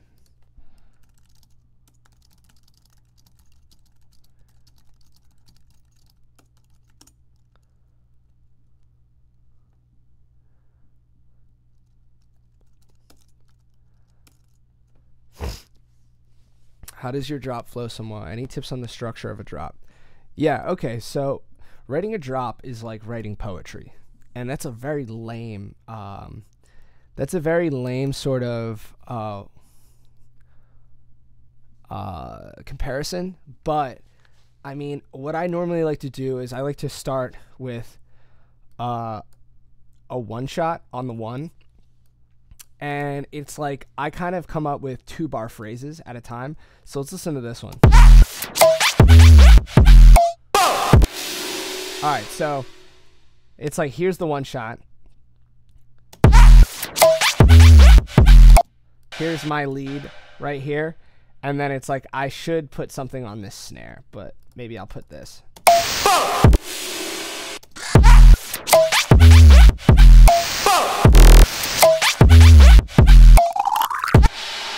So, okay, you got your A section.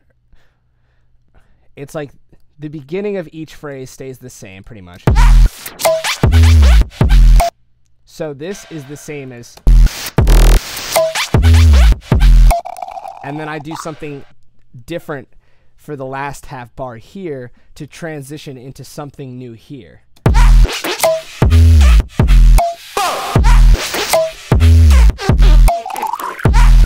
And then same thing goes for the second half.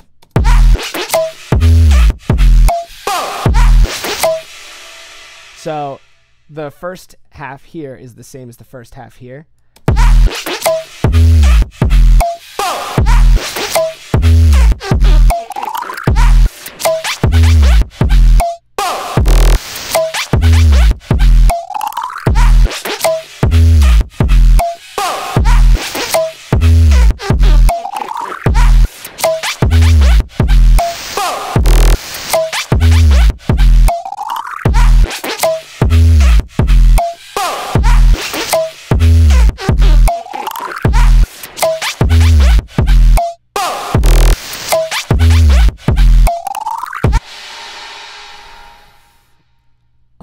How often do I use Serum effects? I not too often, but sometimes when I'm using like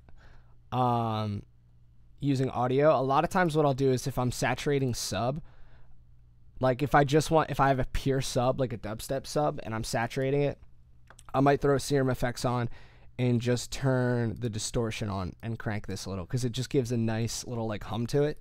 Or if I'm using audio, I might use it like how I did today, but I don't use it that often. And any third-party plugins you use every time. So yeah, for my drum bus, this is third-party stuff that I use every time. Isotope Alloy 2, which gives some nice transients, and K-Clip, which clips the signal, and I explained what that did in the beginning of the stream on my Alamo track. It just makes the drum signal as a whole smaller. It also adds a little bit of saturation, and it just gives you more headroom to make your drums louder. Because without this, like if we listen to the drums,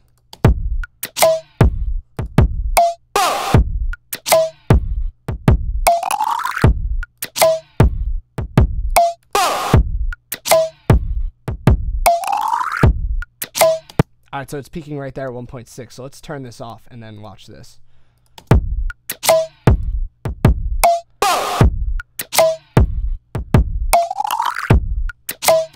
So that's pretty much saving it like 2 decibels of headroom. And it also compresses everything and just saturates it a little bit. So I really like that plugin.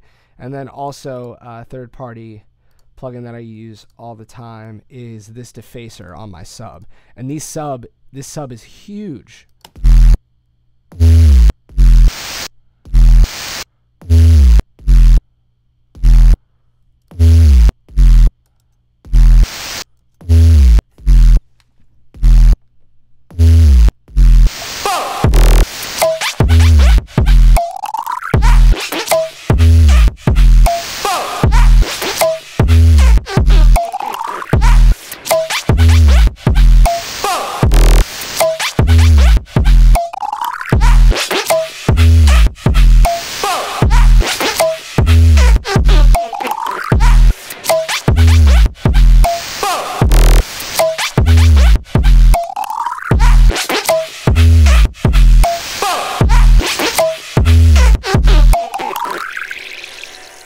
It's actually like really not that half bad of a drop. Do those clicks annoy you? What clicks?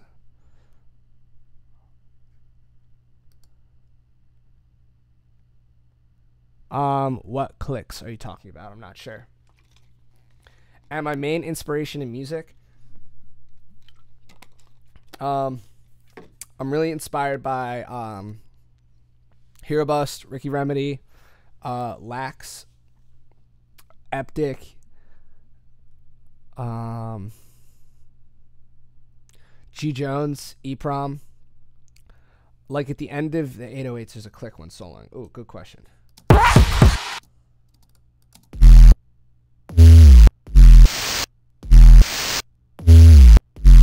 Oh yeah, okay, yeah, that's a good point. All right, so let's see if we can fix that. They don't really annoy me. I think sometimes it kind of adds a little rhythm. That's exactly what we need to do, is fade the ends of that. So, good point.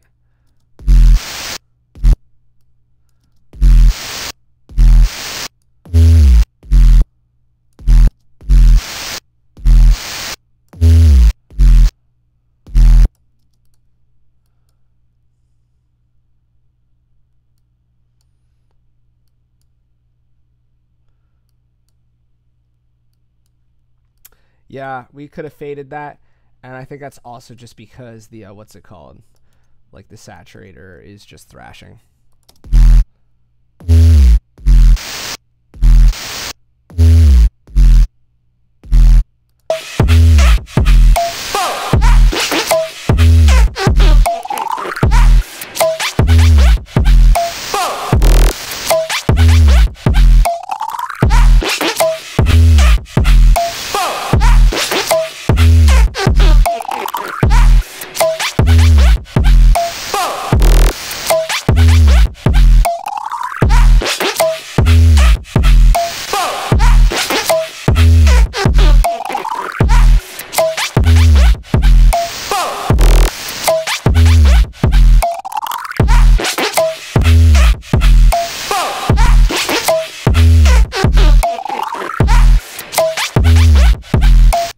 I don't know if you guys noticed that, but what I was doing right there was this is the look ahead. So it actually makes the kick and the snare sidechain sound so much better in my opinion, and that's because what this is doing is this look ahead is basically delaying the entire song 10 milliseconds, and the sidechain is doing that. So the sidechain has 10 milliseconds to like process and figure out what it's going to sound like. And so what it's doing is listen to the kick. Listen to how much tighter the kick sounds when this is on and when it's off. So I'm going to turn this off. So I'm going to turn the look ahead at 0 seconds. And this is good for like live stuff. But ready? Let's listen to it. And then I'm going to turn it on.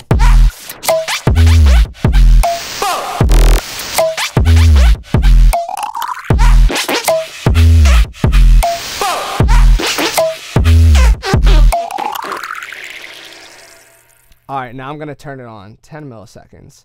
And listen to how much better the kick sounds. It just comes through a lot cleaner.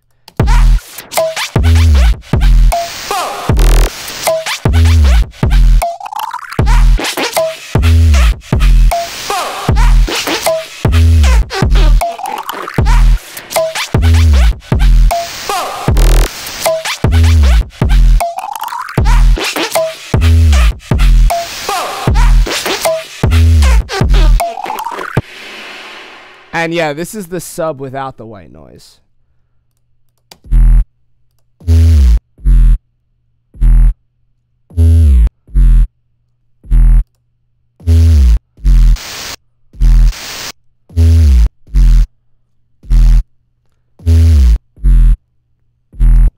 It just like adds a lot of grit, and it's almost like a super distortion, but it's like not, you know what I'm saying? It's just white noise added to the signal. So like even that first hit alone.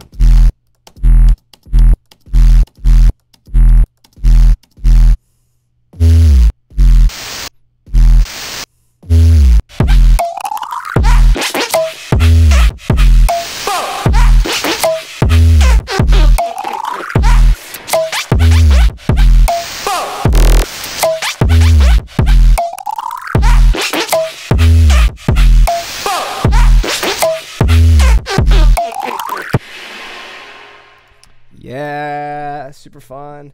So, you guys got any other questions? Or, I mean, not that I'm ending, I'm just saying, like, where should we go from here? Like, I'm pretty much, I'm not going to write anymore because we don't have that much time.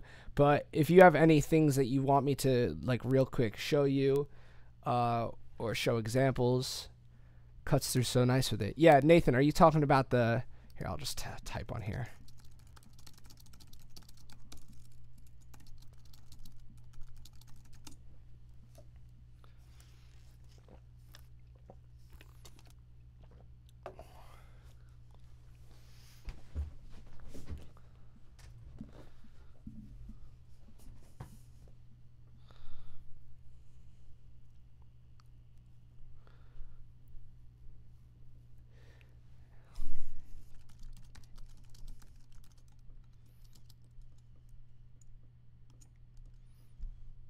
Yeah. Wait. I said, are you talking about the sub or the look ahead? And you said yes.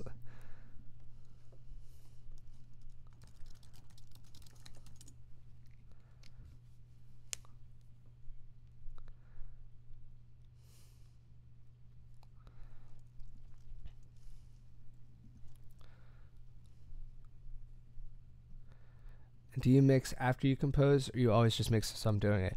Always mix as I go.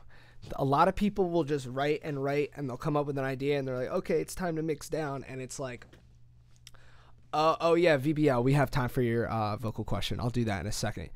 A lot of people just write and then they're like, okay, it's time to mix this down. But the writing process has a lot to do with what sounds you choose. So you'll notice from the very start, the first thing I did in the entire track was I picked my 2 kicks and I decided what I was going to do with those kicks. So I wanted this little rumble kick because it just gives it like a little character. that is just boring. It's just a tight little kick, but this gives it some character. So what I did was I was like, okay, for instance, this isn't the biggest deal, but I did this side chaining trick, and that allowed this sound to sound the best it possibly could, and that's a huge part of writing. So this is also sound design, in my opinion.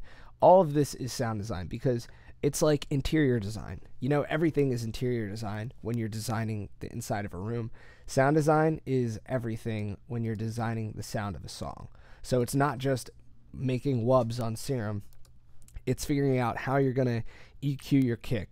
What snares are you going to use to create this like element in your song? So I have 3 snare tracks or 2 snare tracks, and none of them are snares. They're just perks, and it gives it a cool element because they're not snares.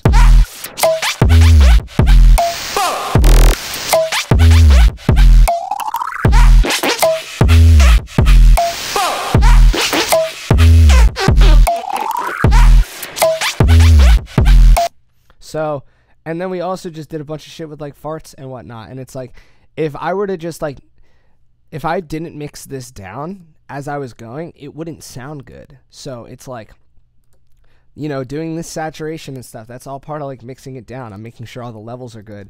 And now it's like, if I'm going to go ahead and master it, it sounds good. Like that's just like a makeshift master. That's actually so slammed. That's terrible. I don't even know why I did that. So what I'm going to do is I'm going to master this real quick.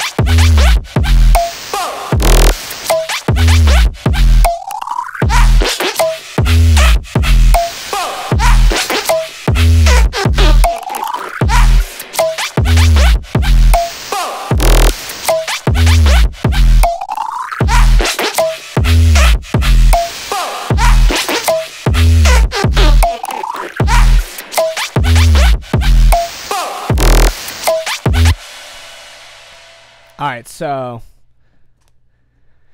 yeah, Justin, picking samples depends on you, but it also depends on the quality of the sound and what separates a good kick from a trash kick, etc. So that's Nick, that's the $1 million question, honestly, because it's like I've came across so many trash. Yeah, right. That's the question. It's so hard. It's so hard, like, to tell. It really is. It's just like I have a lot of kicks that I really love. So it all depends, like, what's gonna cut through the master. Like, I'll go through some of these kicks, and I'll pick which ones I really like and which ones I don't, just so you can hear my mindset.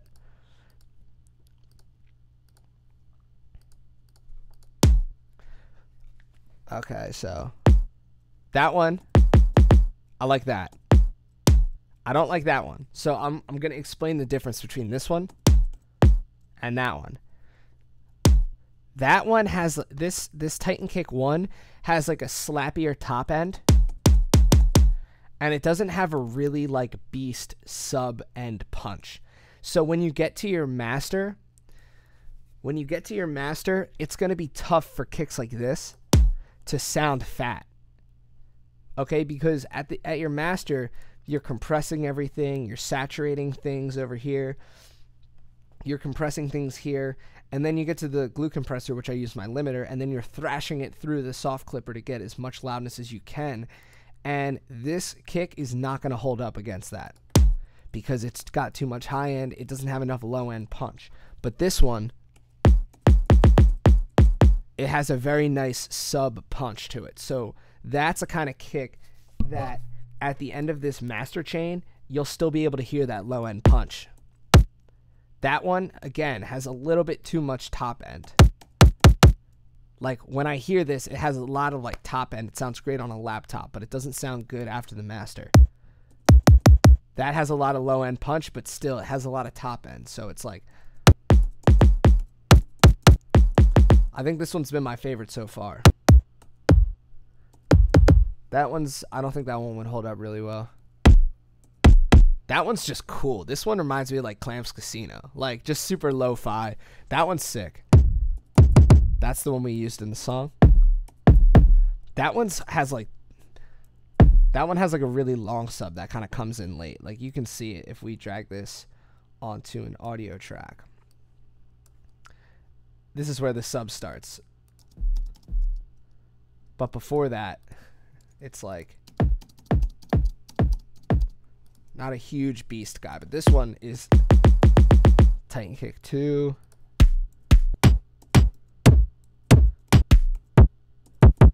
This one is the one we use too.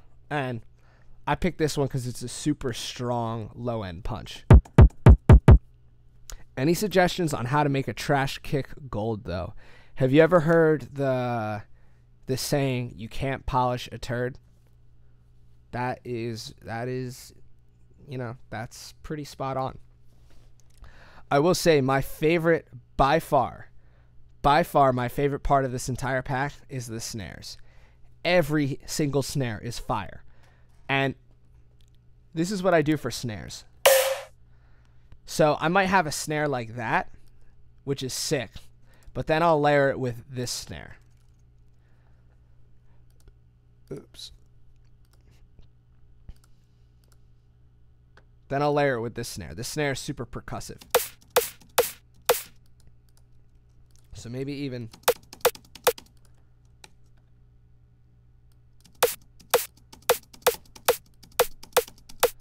So that snare is super snappy and percussive.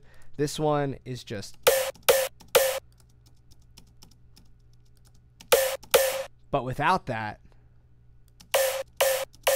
it doesn't have that same punch.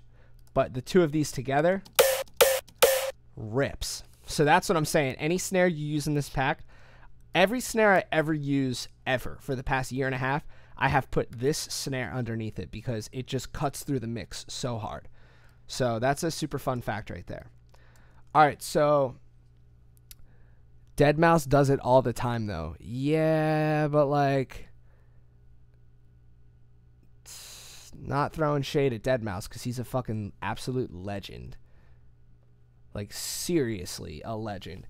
But it's different. Deadmau5's music is way different than the type of music I'm making, in the sense that like I'm like fighting to not only have like cool ideas and creative ideas, but it's also like my mix has to be like, has to slay live. You know what I'm saying? So the mixes, like the mix downs have to stand out from the rest. And it's like Deadmau5 is a legend and forever will be, but it's like I don't know if right now if he can make something like that is like gonna be better. Like I'm saying like mix down wise or something. I don't think he could make something like Hero Bust or whatever. You know what I'm saying? Like Hero Bust shit is like crazy, wild, loud, aggressive. And with the trance type of stuff, it's like you just have that kick, the boom, boom, boom. There's nothing else really on top of it. So, I don't know. I'm not trying to, you know, throw shade.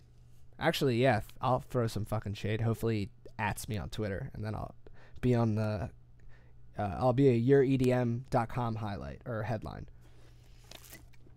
But, yeah, you can stack kicks like I did. But I don't know. I just really like to search for that one beast kick. Oh. Looking into software for creating on-stage visuals. Fun fact, I actually just... my buddy does a lot of Cinema 4D stuff. And I think that's the move. Flesh Eaters, you can do that, but I don't do that either.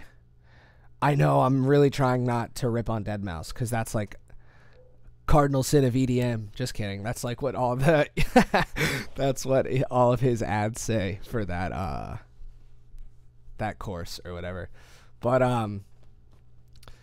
yeah, I don't care. I don't want to rip on him or anything like that. I'm not trying to, because like I said, he is a legend. It's just like we're in two different fields as far as that. So how he makes his kicks and how I make my kicks are different. So I don't really give a shit. But oh god, yeah, the vocals. Okay, the vocals. Damn it, I'm sorry. All right, so let's find an acapella, and I'll show you how to process vocals.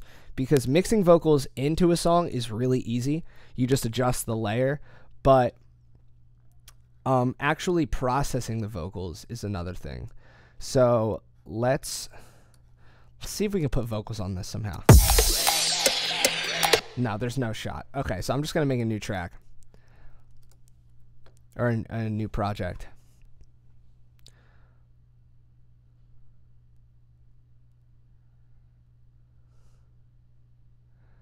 Oh, was the chorus bad? No way. That's hilarious. I didn't watch it.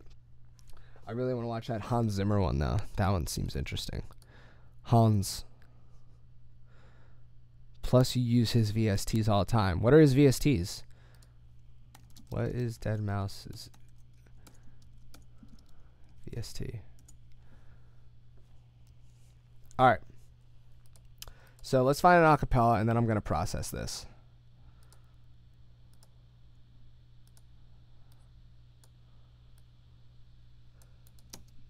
Oh, what I would do for just a moment with you. That's all I really need. When the light. All right, so this is pretty good. So I'm just going to process this. So actually, there's this great, now I'm just going to process this. All right, so what I would do first is I would EQ. Oh, what I would do for just a moment. And it pretty much is EQ, so maybe I just might boost the highs a little. Oh, what I would do for just a moment with you. And then you can add a little bit of OTT.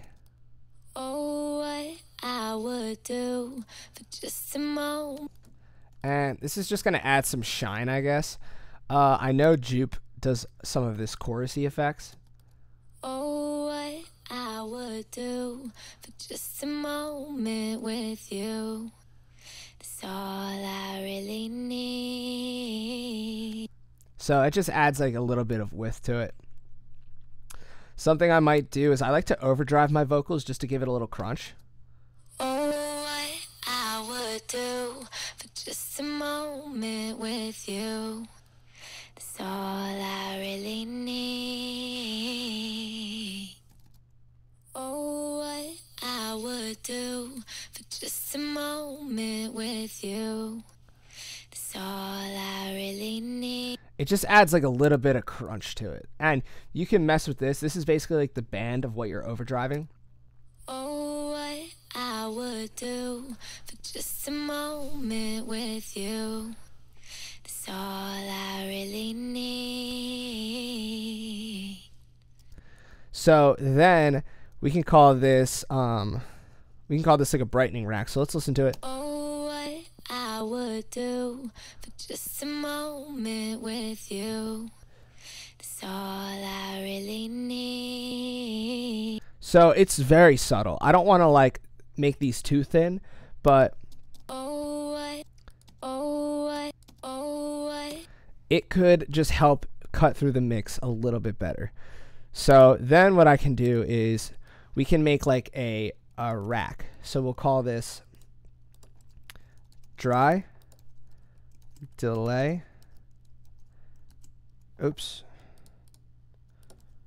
reverb. All right, so the dry, I'm going to take this off. The delay, I'm going to put a ping pong delay on. And turn the dry wet all the way up to 100. The reverb, I'm going to turn up to 100 too. So now we have... Oh, what I would do. And what this is great for is now we have... What I can do is this. Map to macro 1. Call this delay. Let's go ahead and take that to 0. Map to macro 2. Call this reverb. You could start making these cool racks. So what you can do now is I can start EQing just the effects. Oh, what I would do for just a moment with you. That's all I really need. When the light's shining through, all I see is you. That's all I really need. So then what you can do is you can put a compressor at the end of here, and you can actually sidechain it to audio 2 dry. Yeah, dry. So then what we can do is this. We can map this to macro 3, and that'll be called threshold. And then we'll set this to like -30. Actually, this will be better than that, actually. We'll map this ratio, so we'll call it side chain. All right, so now, Oh, what I would do for just a moment with you. That's all I really need. so now we have a sidechain compressor that's sidechaining the wet effects to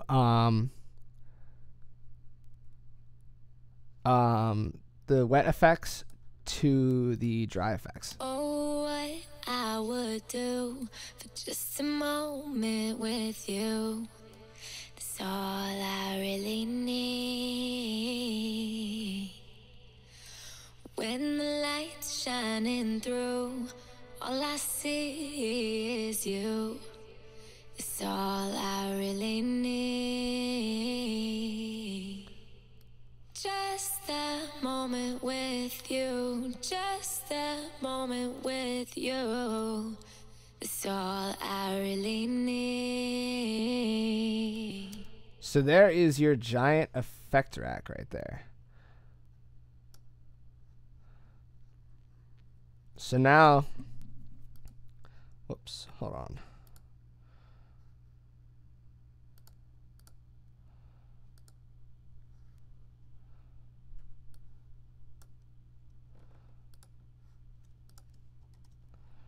So now it's like you can get real funky and do like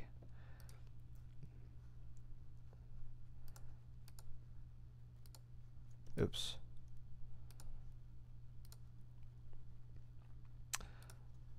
So we'll do like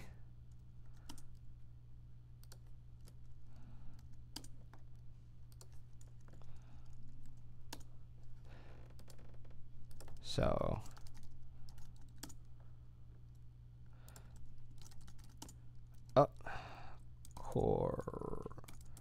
chorus, and we'll set that range to 50.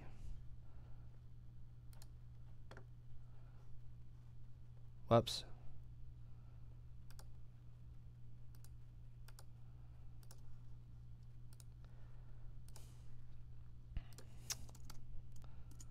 Okay.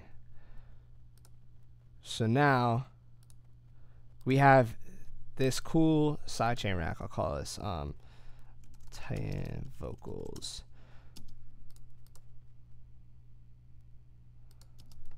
Oh, what I would do for just a moment with you. That's all I really need. When the light's shining. So it's like you have this awesome rack that just you can affect your vocals with. But that is all the time I have for today. I hope I answered all your questions as best as I possibly could. And I hope you guys learned a little from, you know, manipulating audio samples. Like, we were making some crazy stuff. So I hope you guys enjoyed this live stream, and I'll probably be doing this again next week, maybe the week after. So not really sure, but have a good one and do some crazy shit. Have some fun making music. See you guys.